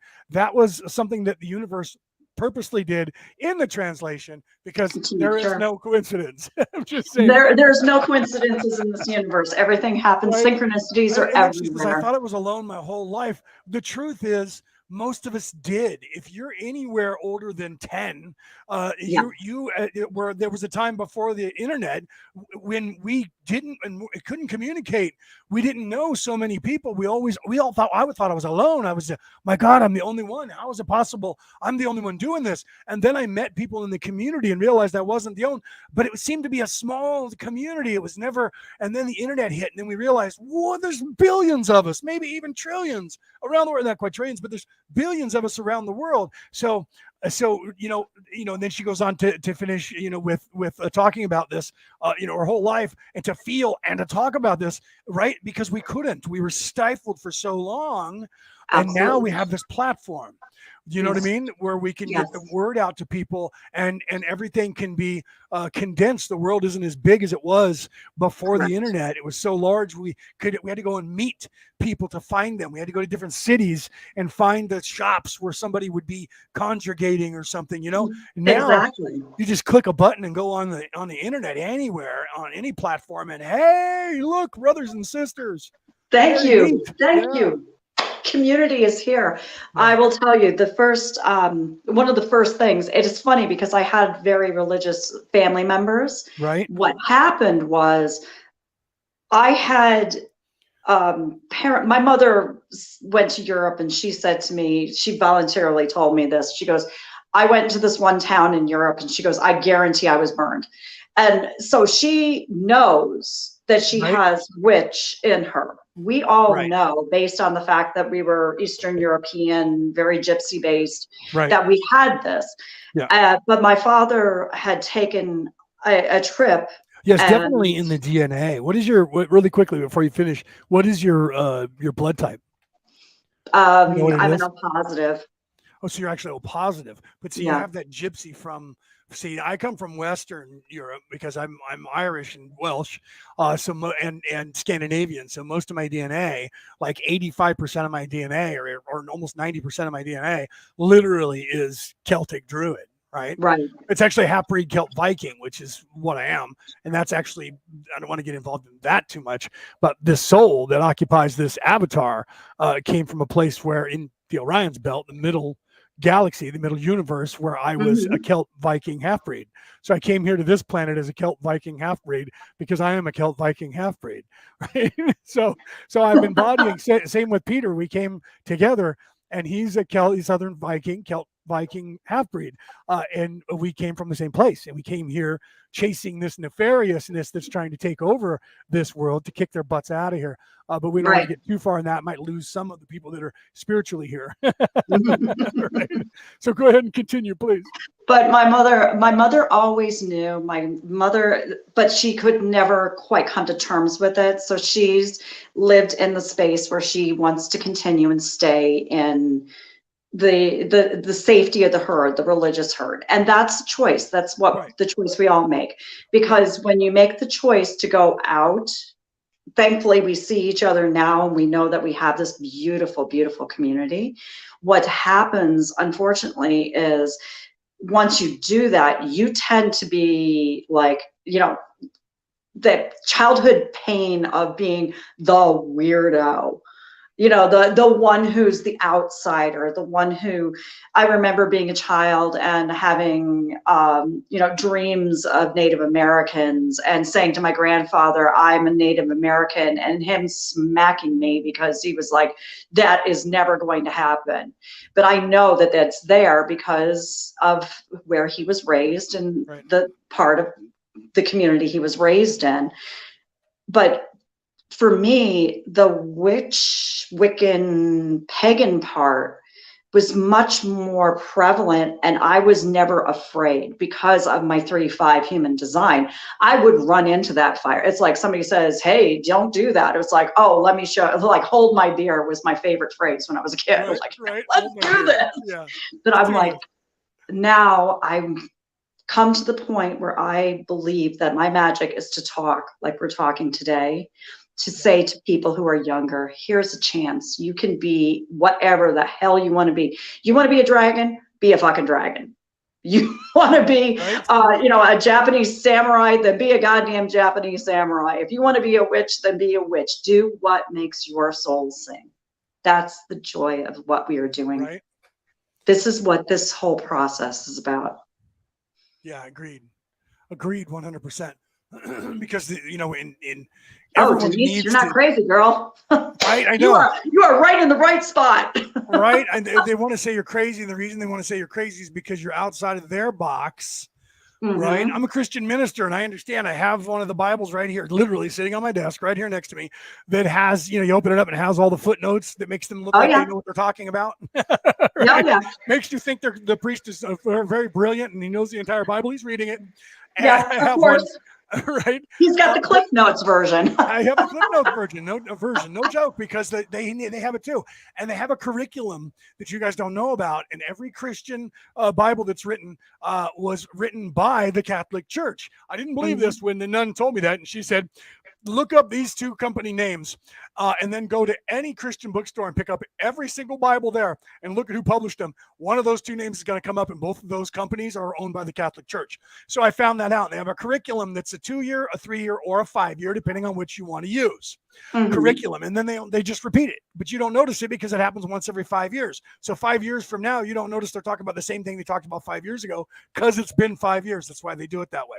But I wanted to point out, when you were saying about the idea of now speaking, when I was being baptized, and I got baptized at 40, by the way, in the Roman Catholic Church, the nun, Moira McPherson, good Scottish woman, great nun, great teacher. When I went to go get baptized, I wanted to use Gabriel. I had an older brother whose name was Gabriel, who died at 6 months old from pneumonia, and it was my father's firstborn son, but he died, and then I was born and I was named after my father. So I wanted to use Gabriel, but she said no, you need to use Saint Leo. And I was like, oh, well, my name's Leo. It's Leonard, and my initials are Leo, Leo, and that means lion, Lionheart. And, my name's a title. I get that. And she says, no. She says, Saint Leo is the saint of message bringing. Yes. And I was like, what? And she's like, you are a messenger, and you will be speaking. I wasn't doing this at 40. And she says, you will be speaking, and you need the saint of speech to be one of your names. So I got baptized Leonard Edward Gabriel Leo O'Neill. Okay. Right. And then Leo, of course, my name is Leonard Edward O'Neill, and Leonard means Lionheart, Edward means guardian or protector, and O'Neill means bloodline of champion of the people. So my name literally is Lionheart, guardian, protector, champion of the people. Perfect. And then I was baptized with Saint Leo, who is the protector of speech. And now look what I do. Exactly. Right. So I look back at Moira and I think, wow, that woman knew a lot more than she was letting on. And she was a Catholic nun. It's pretty amazing. They are kind of in tune, because they did, they didn't join the orders because, it just was a fun thing to do on a Tuesday. They decided a long time ago that they had a mission. This was the mission, and that was how they were going to share it. Yeah. I chose a different mission, but had great respect. If you want to be 100% on board with whatever religious faith you believe in, have at it. There is no reason for me to ever poop on your parade. That's not my job here. My job here is to speak what I believe is the truth. Right. And it's funny, because if I look back on my confirmation name, I would have picked Cecilia. Right. Because she was the guardian of singing and vocal and voice. Yeah. And that's what I always had been. And that's what I still will, to the day I leave this particular earth. This is what I will be. I will be a voice to spirit. And that's what she was. She was the voice of spirit. Right. Agreed. And and I've dedicated that as well, because in some guys, I've written 3 books, none of which were spiritual, all of which are spiritual, but none of which are on the surface spiritual. It's very esoteric. You can find that in anything if you're paying attention. Everything is esoteric. So if you're paying attention, any book, there was the argument about the Bible code. And this guy said, well, I can use Moby Dick and I can get the same thing. I'm like, yeah, you can. You could use any book and you could get the same thing. You could use Orwell's 1984 and you could get the same thing. You know why? The code is infused by God, and it's in everything, man. You just don't know it until you see it. It's esoteric, and it's the truth. And people go, what? What do you mean? And I'm like, well, look at things. If you guys, I've been trying to teach people like Alice in Wonderland, Wizard of Oz. Do you guys realize what those stories are about? Those stories are about each individual, which happened to be female both times, coming of age and then doing what the Savior did. Think about this now. Alice in Wonderland, what was she supposed to do? She fought the dragon. She had to defeat the dragon. That seems like Marduk defeating Tiamat. Mhm. That's the ancient Mesopotamian scrolls of creation. It's Right. also the Jesus scroll. What did Jesus do? He fought the serpent. What did Thor do? Thor fought the serpent of the sea, the dragon of the North Sea. All of these characters in all of these creation stories are the hero character, the Right. savior character. Alice in Wonderland was the savior character, and so was what was her name in Wizard of Oz?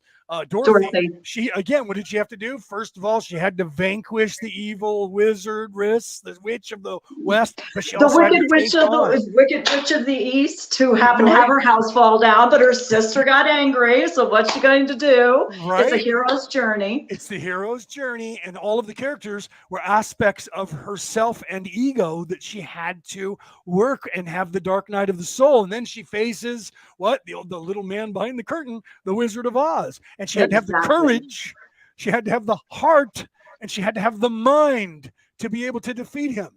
You Yes. understand? So it's the three characters that were with her needed their veneration and strength and honor and love, and that was aspects of herself manifest as them. Same thing with the Mad Hatter, the rabbit, the dog, the whole nines. The evil queen, she goes and defeats, and then fights the dragon. Same exact storyline. And it's in everything, guys. You can look Moby Dick. I can point it out there too. Anyway, go ahead and continue. Well, Peter just sent me a text and he said, "Damn, electricity went out." So I'm I'm not. one too. I didn't say. Yeah, that. it's like, oh, it's this has been such a beautiful day to share this with you, and I just have to tell you, I am so honored that we had this chance today to talk. Right. Because honest to God, it's like every day is like there's no coincidences in this world anymore. And a year and a half ago, when I finally got up enough courage to somebody to say, well, get on a live and create a page and start doing your, card readings and things of that nature. And I'm like, okay, but they're going to make fun of me but this was always me. And then all of a sudden people started to come to me and say, wow, what you have really resonates. It touches my soul. And then moving forward to today, when I'm sitting here and saying to a beautiful woman last night, I was like, I had this vision where we were hundreds of thousands of people strong, and we were creating something absolutely amazing, whether we do it online or we do it in person. I mean, I was like having a Woodstock moment, and it was beautiful. And I was like, whoa, this is fucking bananas. Hey, there's the Peter again. Made it back. Let's see how long I'm back this time. That damn storm got us. Shit sakes, it was a bad one. It's apparently. Sounded like it. It was like boom, boom, bye, Peter. Boom, boom, out go his lights. We could hear it, and all of a sudden you were gone. I was like, oh, there he went. Boom, boom, out go the lights. We had a hailstorm. We had just about everything now, but let's see how long I'll stay on. I've missed out a bit, but I'm back. Good. That's so I'm glad you're back. And you can get into the story. Let's give them the story that you wanted to talk about the Druids. Let's run down that. And hopefully we can keep you in the lightning and thunder has passed enough to where you can stay on air to continue that conversation. Yeah. Yeah, it's interesting with the Druids.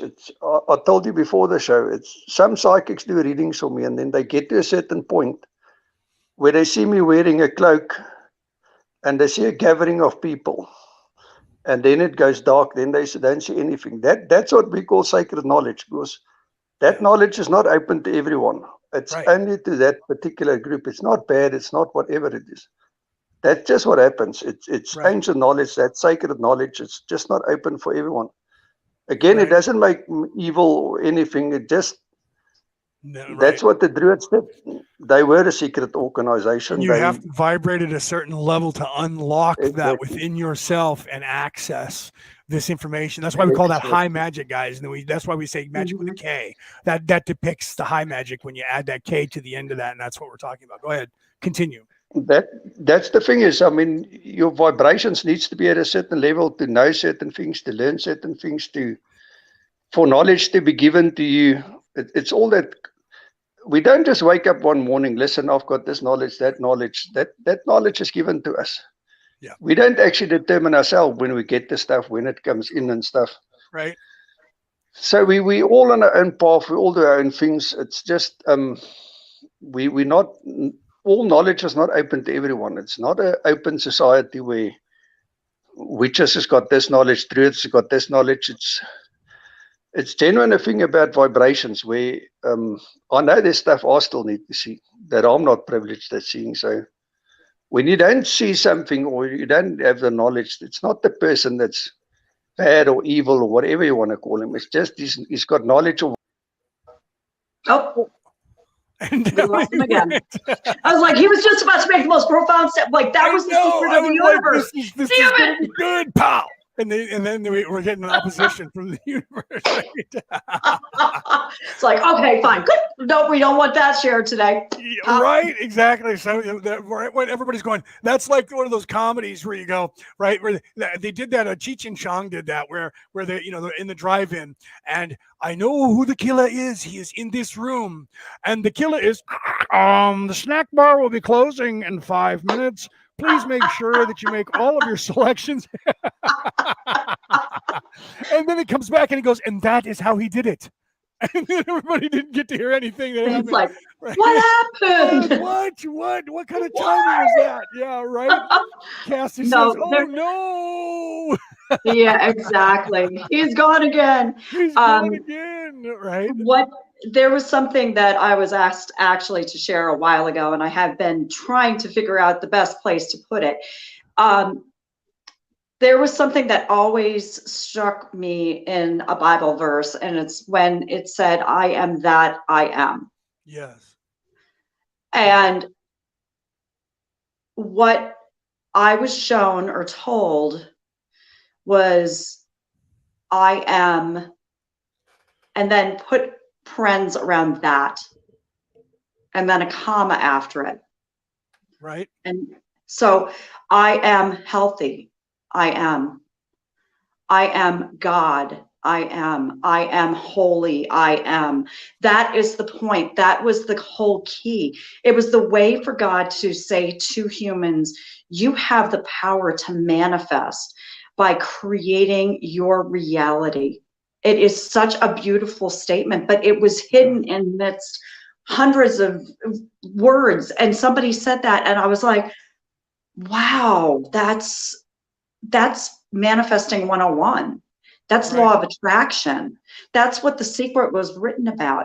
But the point was, is that it has been in plain sight for thousands of years. Well, yeah, it's everywhere. There's a story that I like to tell. And I don't know who the Sufi was, but the story goes that there was this Sufi, and he was trying to become awake, and so he was reading everything, bought all these books, and was trying to learn everything on the whole world, the planet, to try and figure everything out and to learn how to wake up.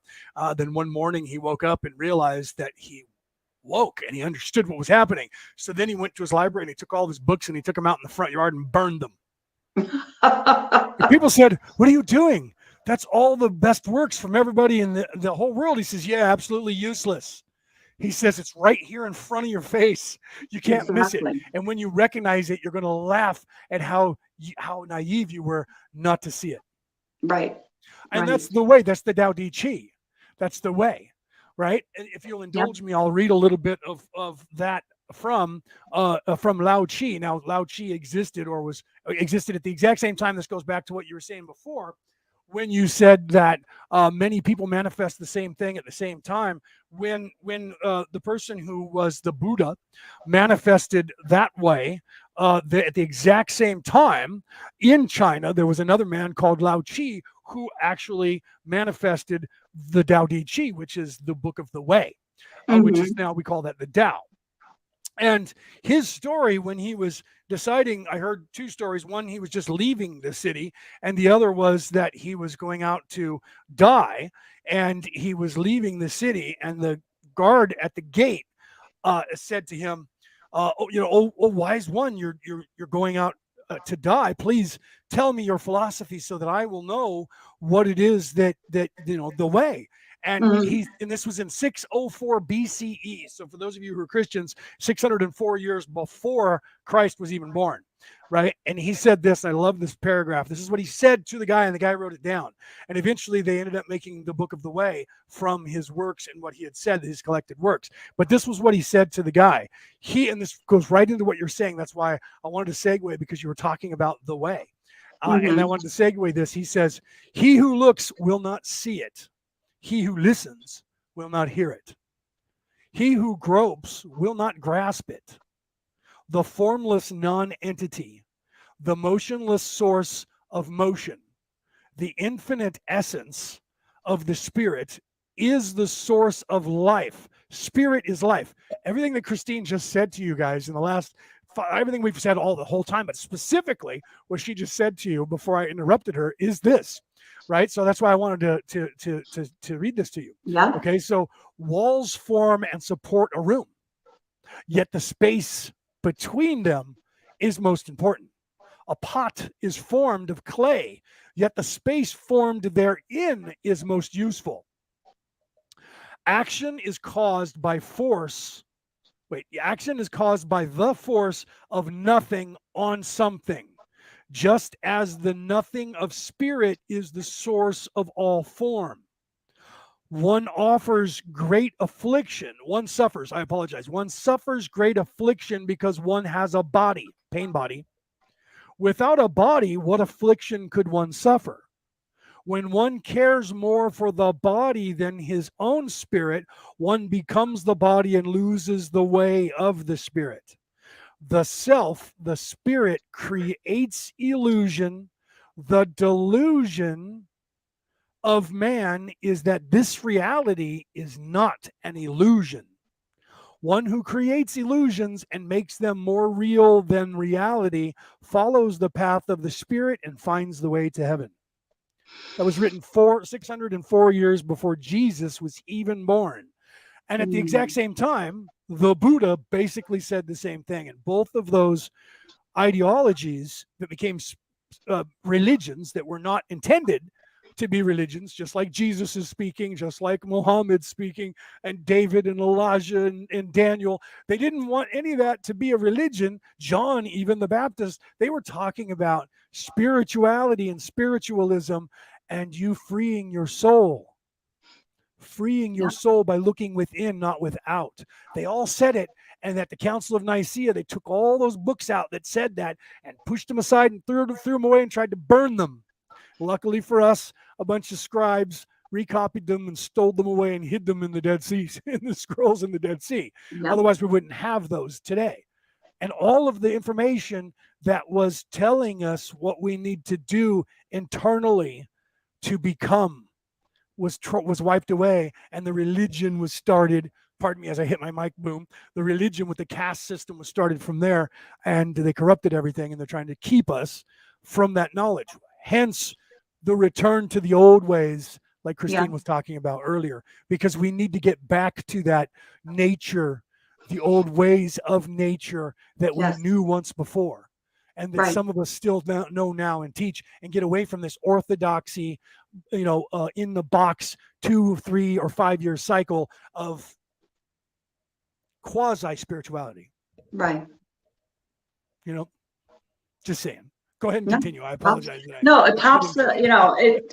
I'm just, when you were talking, what just came to me is sitting on a rock with students around you, just speaking.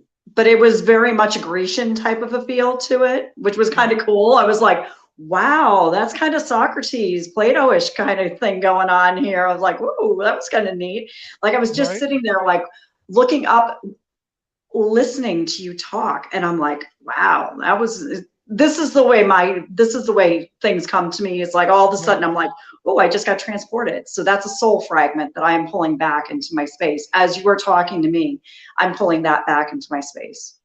Well, and that's what we do every single day. I would say this, just so you know, because I haven't actually expressed that to you, although I kind of touched on it. Know that, I don't know if you know what a wanderer is. Yeah. Okay. I am a wanderer. I'm not exactly sure how long I've been on this planet, but I know that usually when a wanderer signs on, it's a 50,000 year or a 70,000 year or a 125,000 year contract. So I've been here a minimum of 50,000 years. Okay. And my job has been this in every form and every lifetime. Okay. So I for got you to see your old that, version. for you to see it, an older version of myself, I would say, yeah, that probably we were there. And I probably Yeah, I'd say was. we've known each other for a while then. Yeah, right.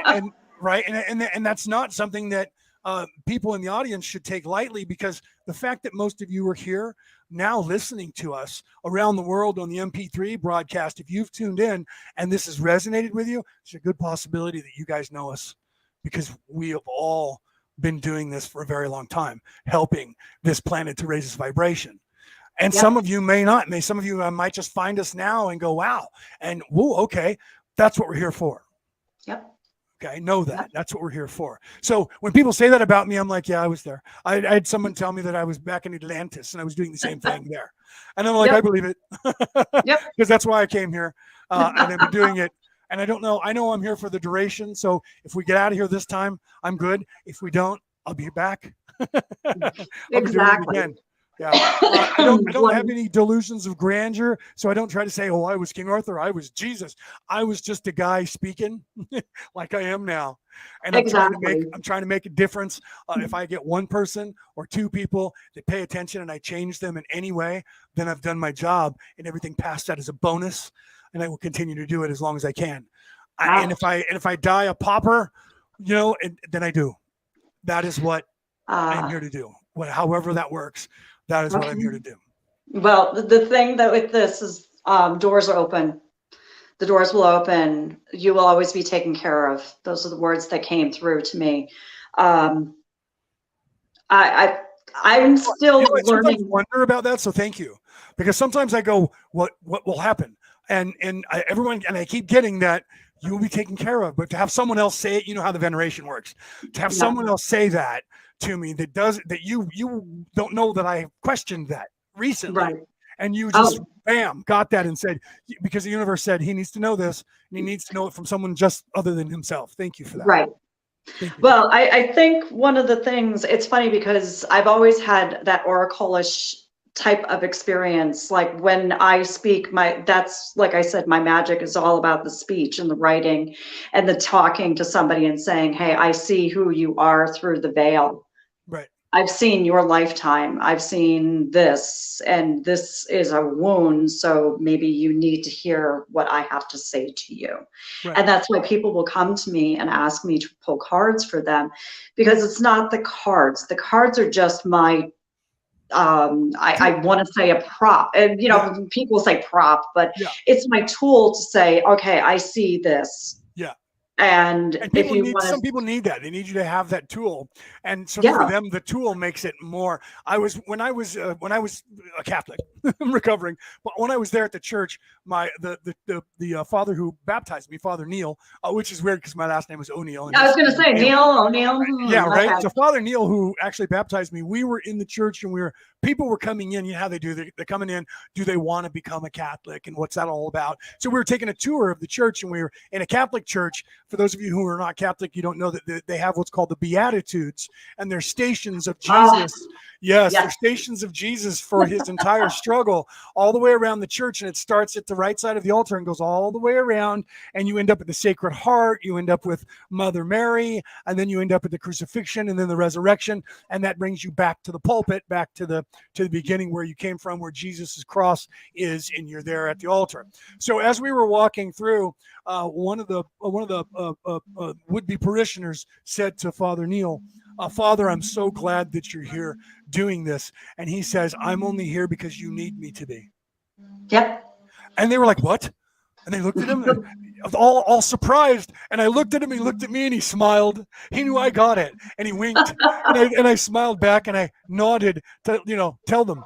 And he said, in your heart, if you say, God, please forgive me, or Jesus, forgive me, you're forgiven. You don't need me, but some of you need to have me as the messenger, as the tool. Right. to tell you that it's okay, that God received your message, and that you're free from that sin because you truly are sorry for it. He Right. says, so I'm only here because some of you need me to be here as a prop for you. But I'm just a humble messenger and a spokesman for God. I don't do anything. I just tell you what God says already to you. Right. And they were like, oh. Lights opened up, sky opened up. And they were like, no priest has ever said that. I said, there's a reason that they call this man, because they do in the seminary, the holy man. However, we both know because he's American, he will never become pope no matter how holy he is. Right.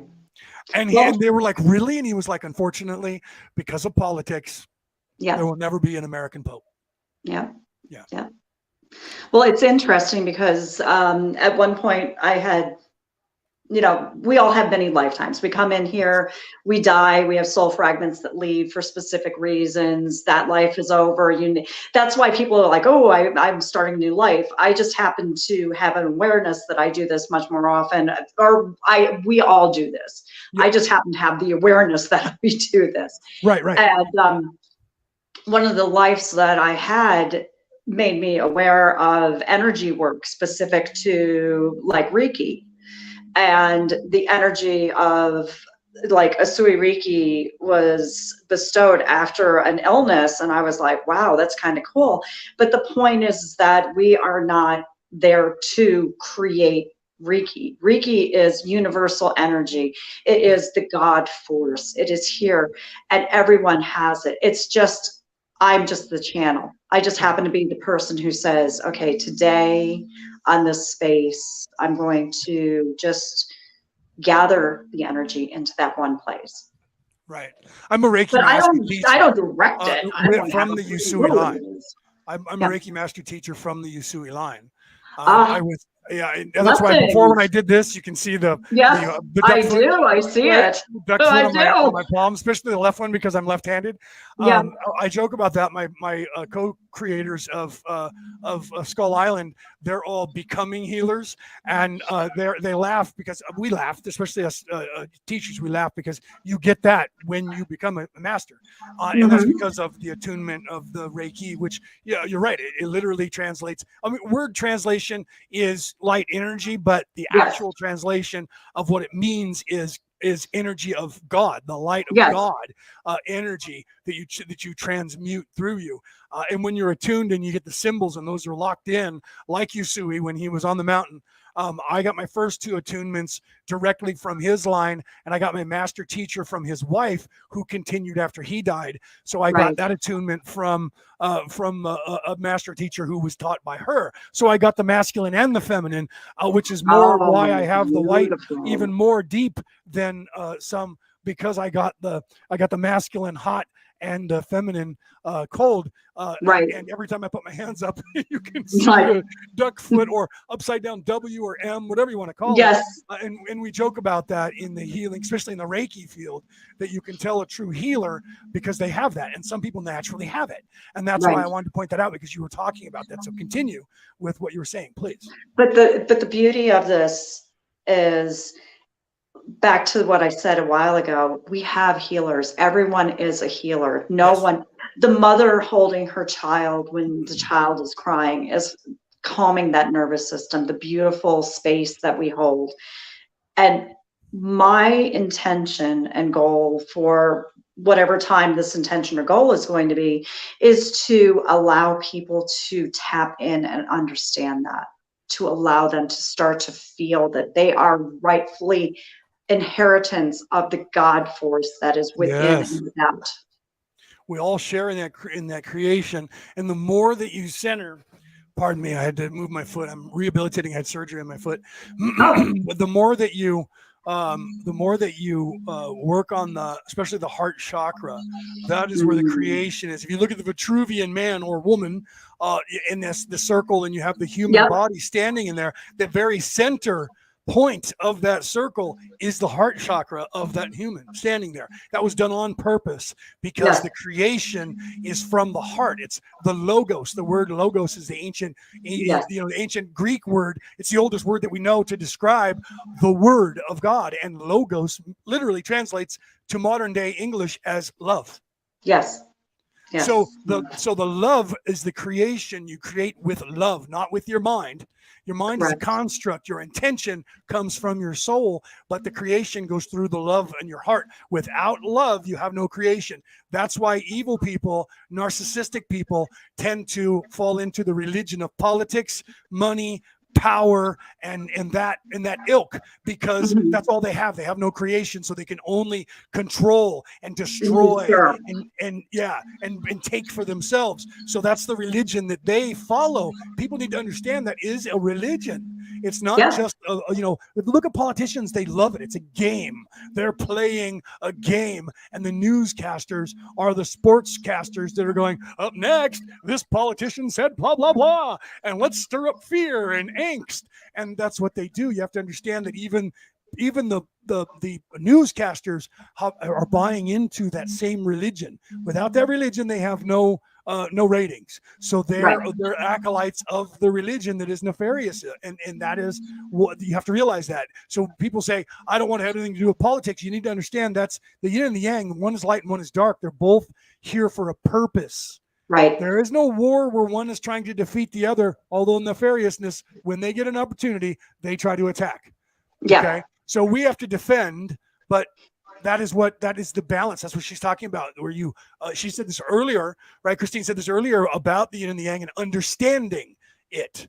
Once you vibrate above it, you can look back at it and see it, and then you see that it's beautiful and that dance is on purpose and you're supposed to do it. Yeah, absolutely. That's what you have to. She said that you have to lose the fear. You lose the fear when you get to a certain point. Peter's back in the green room. Welcome, Peter. He's back. No. I just had We've to been come and say keeping goodbye. the home fires burning here, Peter. We have too. But on a serious note, we'll have to do the show again. We can't just stop. This was absolute magic. This is, people want to know what magic is. This what we did tonight is magic. We simply have to do the show again. Something similar about magic, but it just worked. It was just one hell of a magic show tonight. But yeah, I got lost a bit, but Mother Nature had her own say in things. Right. She had other plans tonight. Right. I'm having. I'm so well. You'll have to go back and find.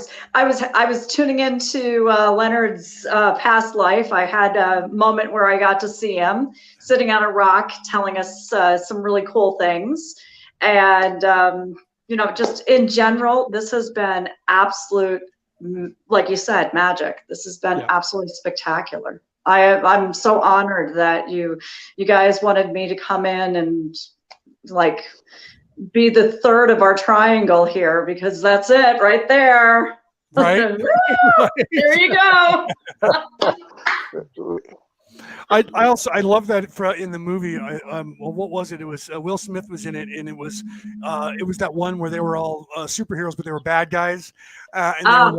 Suicide Squad. Suicide Squad. And the guy gives him this pep talk, and he's all, "There's your shit. Get it ready. We're going to leave it in 20 minutes." And he's like, "That was your pep talk?" Right. And then he goes back to what's his name, Jackson, right? And he was like, "Pyramid, bitch." So when you did that, he did that to that guy. He was like, "Pyramid, bitch," and he turned around and everybody laughed, and all the military guys looked at him like, "What is he talking about?" But Will Smith got it, and his character understood it, and he said, "That's your pep talk?" And he's like, "No, bro." And he's like, "Jackson, do you know who Jackson is? Pyramid, bitch." And he walked away, and I was like, "Oh, I love they put that in there." Oh my God! I know that we covered so much ground. Oh my God, we've literally covered so much ground, and the bottom line for all of us, I don't speak for you guys, I just speak for myself, but the bottom line for me is that this is the start of something really fucking magical. Right. And you create magic every single day by the fact that your heart beats without it ever being asked to beat. You breathe without ever being reminded to do that. It has been absolute magic. That is the beginning of magic. And this is what we are creating on this earth, is we are taking all that energy that has been out scattered to the four winds, and we're coming back to it and bringing it back to a place of reverence and love. Phil Jackson. So this is talking about Phil Jackson speech about the pyramid. Right? Casey knows. Pyramid bitch. Yeah, pyramid bitch. Casey knows. But the truth is, I mean, Phil Jackson was right, and Phil Jackson was very spiritual. The truth is, guys, what we're talking about here is the fracturing of the churches. This is what happened back in time.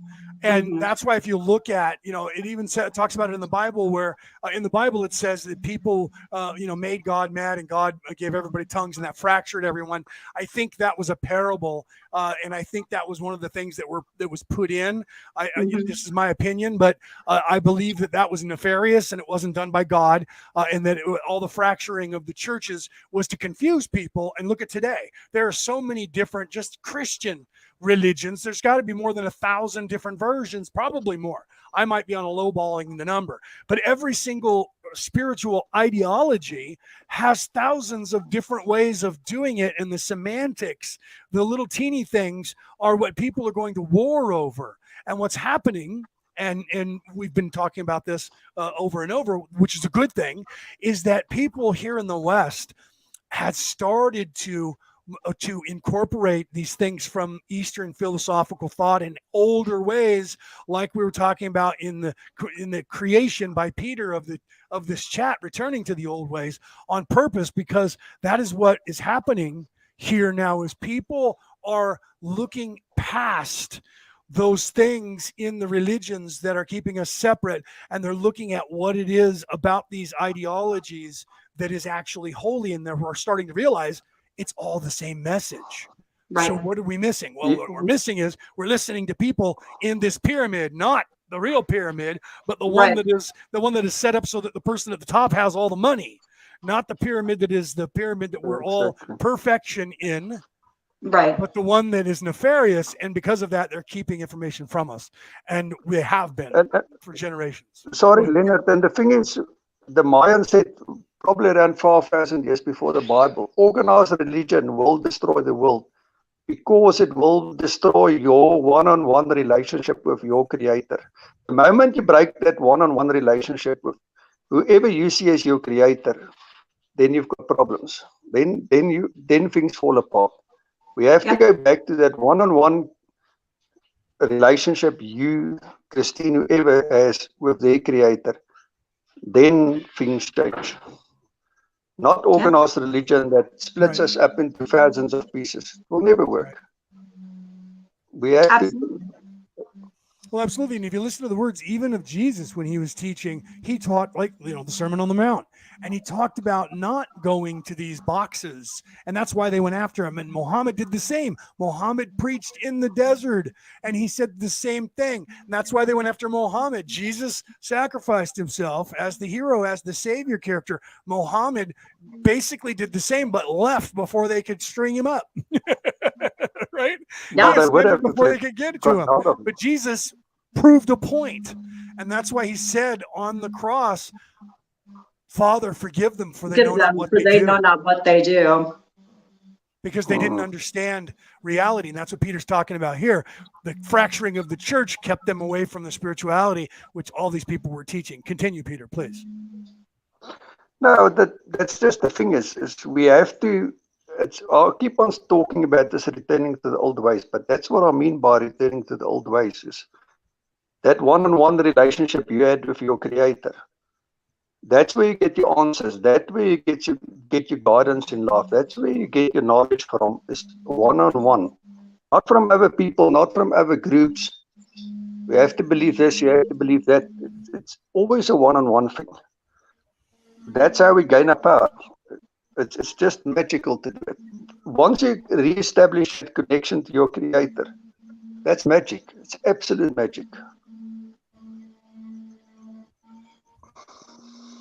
And like we were talking about before, it doesn't matter if we're witches, if we're druids, if we're black, white, green, blue, purple, it doesn't fucking matter. It just really matters what is in your heart.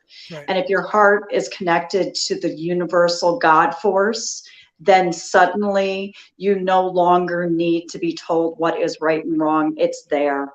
It's there every single day. And that's how most people don't lead their lives. They lead their lives waiting to be told that it's okay to be whoever the fuck they were supposed to be from the beginning. Right. Excuse my French, what but happened from the outside, and then they're waiting for a savior to come back and save them. And even Jesus said, it's within, it's the way. The way to heaven is through me, not by me coming back to you. It's through my teaching. It's what I'm telling you. Listen to what I said to you, and that's the way. Yeah. Any religion, it doesn't matter your religion. If you pick out the religion and you look at the dogma, you're going to find that whoever is telling the story of saving your soul is going to tell you the same thing. Yeah. Same thing. Well, we're not getting into it or not, but there's actually no right and wrong, because my right and wrong is not Christine's right and wrong. It's not Leonard's right and wrong. So in spiritual terms, we don't live in a world that's right and wrong. It doesn't exist to me, because my journey is different to your journey. It will always be different to your journey. So my right is not your right. So that thing that is evil, is right, is wrong, it's a load of nonsense. That was just a whipping post. It was created to hurt somebody and keep them subjugated. Yeah, agreed. To say right or wrong. It's like, who the fuck cares what my right is or your right? Like that woman who got angry with me because I had some crystals and a tiny little altar sitting on my desk. Yeah. I was offending her right. Yeah. She felt she was right to tell me that I was wrong. Yeah. And I'm like, who are you to tell me? Yeah. This happens to be my religion. I have that right in this country. Yeah, that's a right of me to express myself. But to keep peace, and what we've done as Wiccans and witches and pagans and druids is we said, okay, I'm just going to kind of quietly go to the side, and you just have your day. And they got louder and we got quieter, and we just decided to stay in the shadow. Well, guess what? Shadow's gone. That's right. Not anymore. Shadow's freaking gone. I just was looking and the Bible, clouds broke. God allowed the devil to run free for a time. That time is over, people. That time is done. And now is the time for healing, and now is the time for spirituality. So what Christine was saying is true, because now we are coming back out into the light, and we are saying what we have always said. We just did it underground before, and now we don't have to be underground anymore. And there's nothing that anyone can do about it, because there are more of us now that are spiritual than there are people who are religious on this planet. Well, we've passed the mega point. We're not going back. There's nothing that's going to stop us now. So that's right. That's life. People need to deal with it. We can't go back. We've gone too far now. There's no returning. So I'm glad we're all in the light. But I genuinely do think we need to do another show, because this Magick. We just need to continue with this. We'll have to set up another date, another show, and let's carry on with this. The Magick is only started. This was the first show. We cannot just leave it here. We have to carry on with this. Right. Yeah. So we're actually planning, Peter, just so you know, because you were talking about doing an event for the solstice.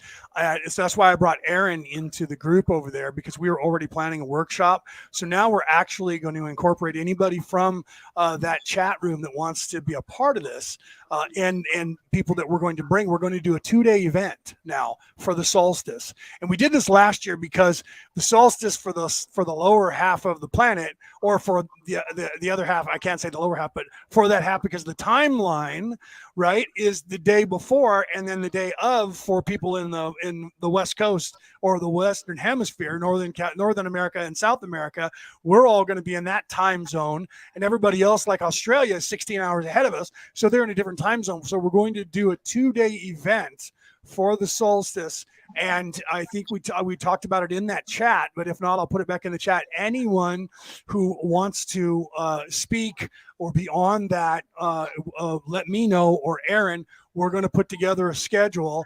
We'll talk to everybody. We're already talking about setting up a time where we can work with people to find out what they want to do and how they want to do it, as far as talking or teaching something. And if you guys want to be a part of that, we're going to be doing that, and it will be a paid event. How we do this is we charge people for the event. They come in, they watch it, and whatever money we make from that, we split with all the people who participated in it equally, right? So nobody gets, no one gets anything more than anyone else. And so anybody who wants to be a part of that, let us know, and we're going to work a schedule, and we'll probably have people speak. Like, Peter, we've done this before. We usually give a person an hour. Yes. Yeah, we usually give a person an hour to speak. Peter's worked with me for years, and we've done, all last year we did a bunch of stuff. You guys can go back in our archives and watch. Magic.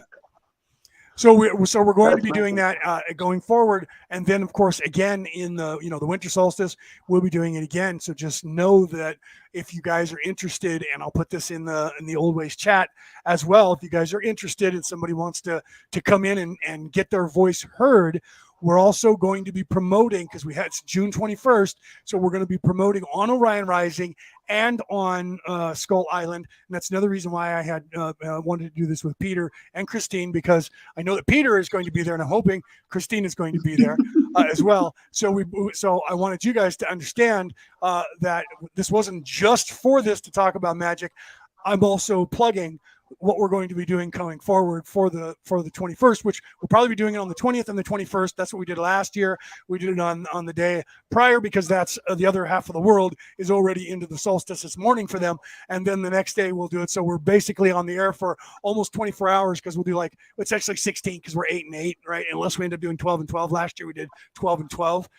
So we were on the air for 24 hours, separated by 2 days. And that way we hit the morning through afternoon for both the one side of the planet and the other side of the planet on the same day. So that was really fun. And we did that. We've been doing that for years. We did, 8 different countries, or 8 different continents, I think it was, or 8 different countries. We had people speaking last year. Remember that? Yeah, Peter, you were involved in that. We had people from all over the world talking. It was really fun. It was really good. So know that. Yeah.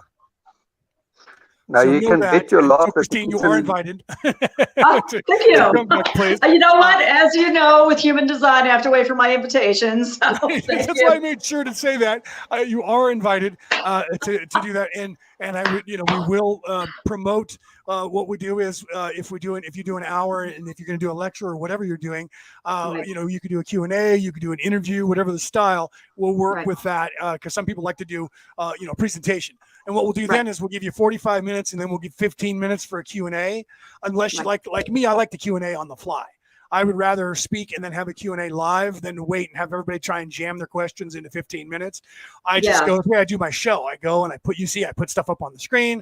I talk to the people that say things and engage the crowd. That's my personal, I love the Q&A. My personal thing is I work the crowd better when I'm working the crowd. Right? So just so you know that, and so those of you guys that are out there listening to this show know that there was 2 reasons why we did this. 1, because we wanted to get this information and raise your vibration with this information, but 2, to promote what we're going to be doing on the solstice. And there's a few people that I know that are in the crowd that are already lined up that have already said to me, I want to be in for the solstice, and some of you out there that haven't yet, but hopefully some of you that are in the group and in the other group over there, because the guys in old returning to the old ways, love the energy, love and respect to everybody that's in there. Even though some of you don't know who I am, I trust in Peter, and Peter put that together, and he grabbed these group of people that he knew you guys were energy that is what we need going forward to help raise our vibration. And then he came to me and said, this is what I'm doing, bro. Get in here. And I followed Peter in and said, let's do it, buddy. It sucks that Peter, we kept getting knocked off the air today. and he hasn't been able to speak as much as we want him to, but let's see if we can get him to do that. Maybe we can keep him on here to get us to the story of the Druids real quick. And now I'm organized. It's fine. But I just need to say goodbye, Leonard, because if my bloody electricity goes on, then I'm bad mannered again, and I leave the show before I want to leave it. So I'm going to stay on as long as possible. But if I go, thank you. It was absolute magic working with you two. We will do this again. We will definitely do this again. I will tell you how Peter found me. He stumbled upon Kitchen Witch on a Sunday to watch my readings, and I tuned into him, and it was like plugging an electrical cord into a socket. Right. And I'm like, damn, what is going on with this? So I was like, and he kept coming back, and then he brought his beautiful wife in, and then he brought his beautiful daughter in, and I'm like, oh, I am so in love with these people. I am just in love. Like, I'm like, every time I see them, I'm like, yay, they're here. It's so bad. I'm like, oh, thank you. I can use this energy today. It's like this whole conduit of energy feeling, but it's like I can be honest with him. I don't have to be like sugarcoaty and like, oh, okay, well, don't hurt, don't do this because it's bad. You know, it's like sometimes when you do readings, people don't want to hear the truth. Peter's always like, right. Lay it down. That's what I like about Peter. He will give you the truth, whether you like it or not. He's going to tell you the truth, and he's going to say, this is the truth, right? Exactly. Don't be careful what you ask for, because the truth sets you free. The truth sets you free. It's pointless beating about the bush. Bloody will get it out and say what you want to say. I can only work with the truth. I can't work with anything else. Yeah. So I love it. I absolutely love it. It has been such a beautiful experience working with you guys. I cannot wait for the next time to do this. Right. Just so you guys know, yes, I will send you guys information, right? And people are asking, can I have a message, please? Can you make a message so we can pass it around?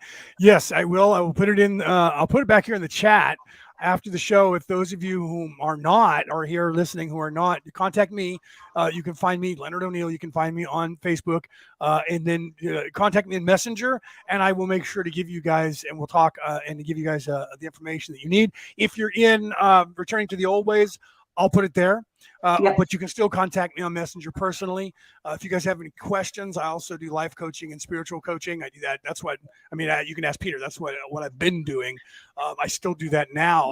Some days, this last couple of weeks, I talked so much, my voice was hoarse when I was trying to do my show, because I was literally working with people every single day for hours and hours and hours. I had people lined up, 2 or 3 people a day. And then I would get done with one, I'd move to the next one, and then the next one. And in between there, I'd be feeding my mother, because I take care of her, feeding my mother, checking on her. Sometimes I'm sitting there in the living room talking to them on the messenger phone while my mom's watching TV, and I'm helping people. So I do that off air more than I do it on air. But when I'm on air, I try to do the same thing, but I'm trying to spread it to all of you, so I can't concentrate on each one of you individual. And so I do that off and that's why we do these retreats for those of you who want to either participate or come there and watch us. We will give you the ad for that. We'll give you that. That'll be up. You can find that either on my page, or you can go to Skull Island, the group, or you can go to Orion Rising, the group, on Facebook. We'll have those up as soon as Peter just gave us the name that we're going to use for the show. So we're going to start making banners and commercials for that. You'll see those pop up on those places. We'll also put it in the chat for Returning to the Old Ways, and in the chat for our spiritual groups. So you guys will get that. It'll also be up in the spiritual group in Psychic Readings and Development. We'll put it there as well. So those of you who came here through that a platform on Facebook, just know that we will have those up for you. We literally just yesterday got the name that we're going to do from Peter for the solstice. We were already planning the solstice, but didn't have a name yet. So now we do. We're going to have those up for you guys, and then you guys can buy tickets for those of you who want to come and participate in this 2-day retreat. For those of you who want to be a guide or teacher, contact me or contact Aaron Fowler. You can contact him through the Skull Island, or you can look him up. Aaron Fowler Shaman. He has that website that's Aaron Fowler Shaman, or Aaron Fowler 333 Shaman, something like that. You can look him up. Long hair, looks like a Native American. You'll know him when you see him. You'll know him when you see him. You will know you see Aaron when you see him. Yeah, when you see You him, won't wonder, he's you will the know. shaman. He just exudes that. He's all over the internet. So you guys take a look at it. You'll see him. Or like I said, look up Skull Island and you'll see me, and you'll see Aaron, and you'll see Mike, and you'll see Norma. And I think Leanne was in the last show. Leanne was there. And Leanne will be speaking on the solstice as well, as far as I know. Hopefully she'll be able, and hopefully we can get Peter Coyle from Ireland, get his computer up so we can have him by June. I'm gonna have to talk to his buddy. And Mr. Viking himself needs to join us. The Viking himself. The Viking himself, right? So yeah, so hopefully we'll get him. I'll get him on air somehow, even if it's only voice. I did that before, where I called him on Messenger, and I was able to take the Messenger camera and put that all up there for people to see from me talking to him in Messenger. And so we'll figure it out, and we'll get Peter up so we can get him to talk as well, because his voice is needed. So Peter, I'm gonna talk to you afterwards, and you're gonna give me your buddy's information, and I'm gonna contact him and go, what the hell? Help Peter, man. What do you need? Help out Peter. That's what we're gonna have a banner. Help Peter. Help out Peter. Right. The new banner won't be Let's Go Brandon. It'll be Help Peter. Exactly. Help Peter. Hashtag Get Peter online. Get Peter online. Yeah. This has been such a glorious experience. Woo, Skull Island. Yeah, great podcast. Skull Island, we just started.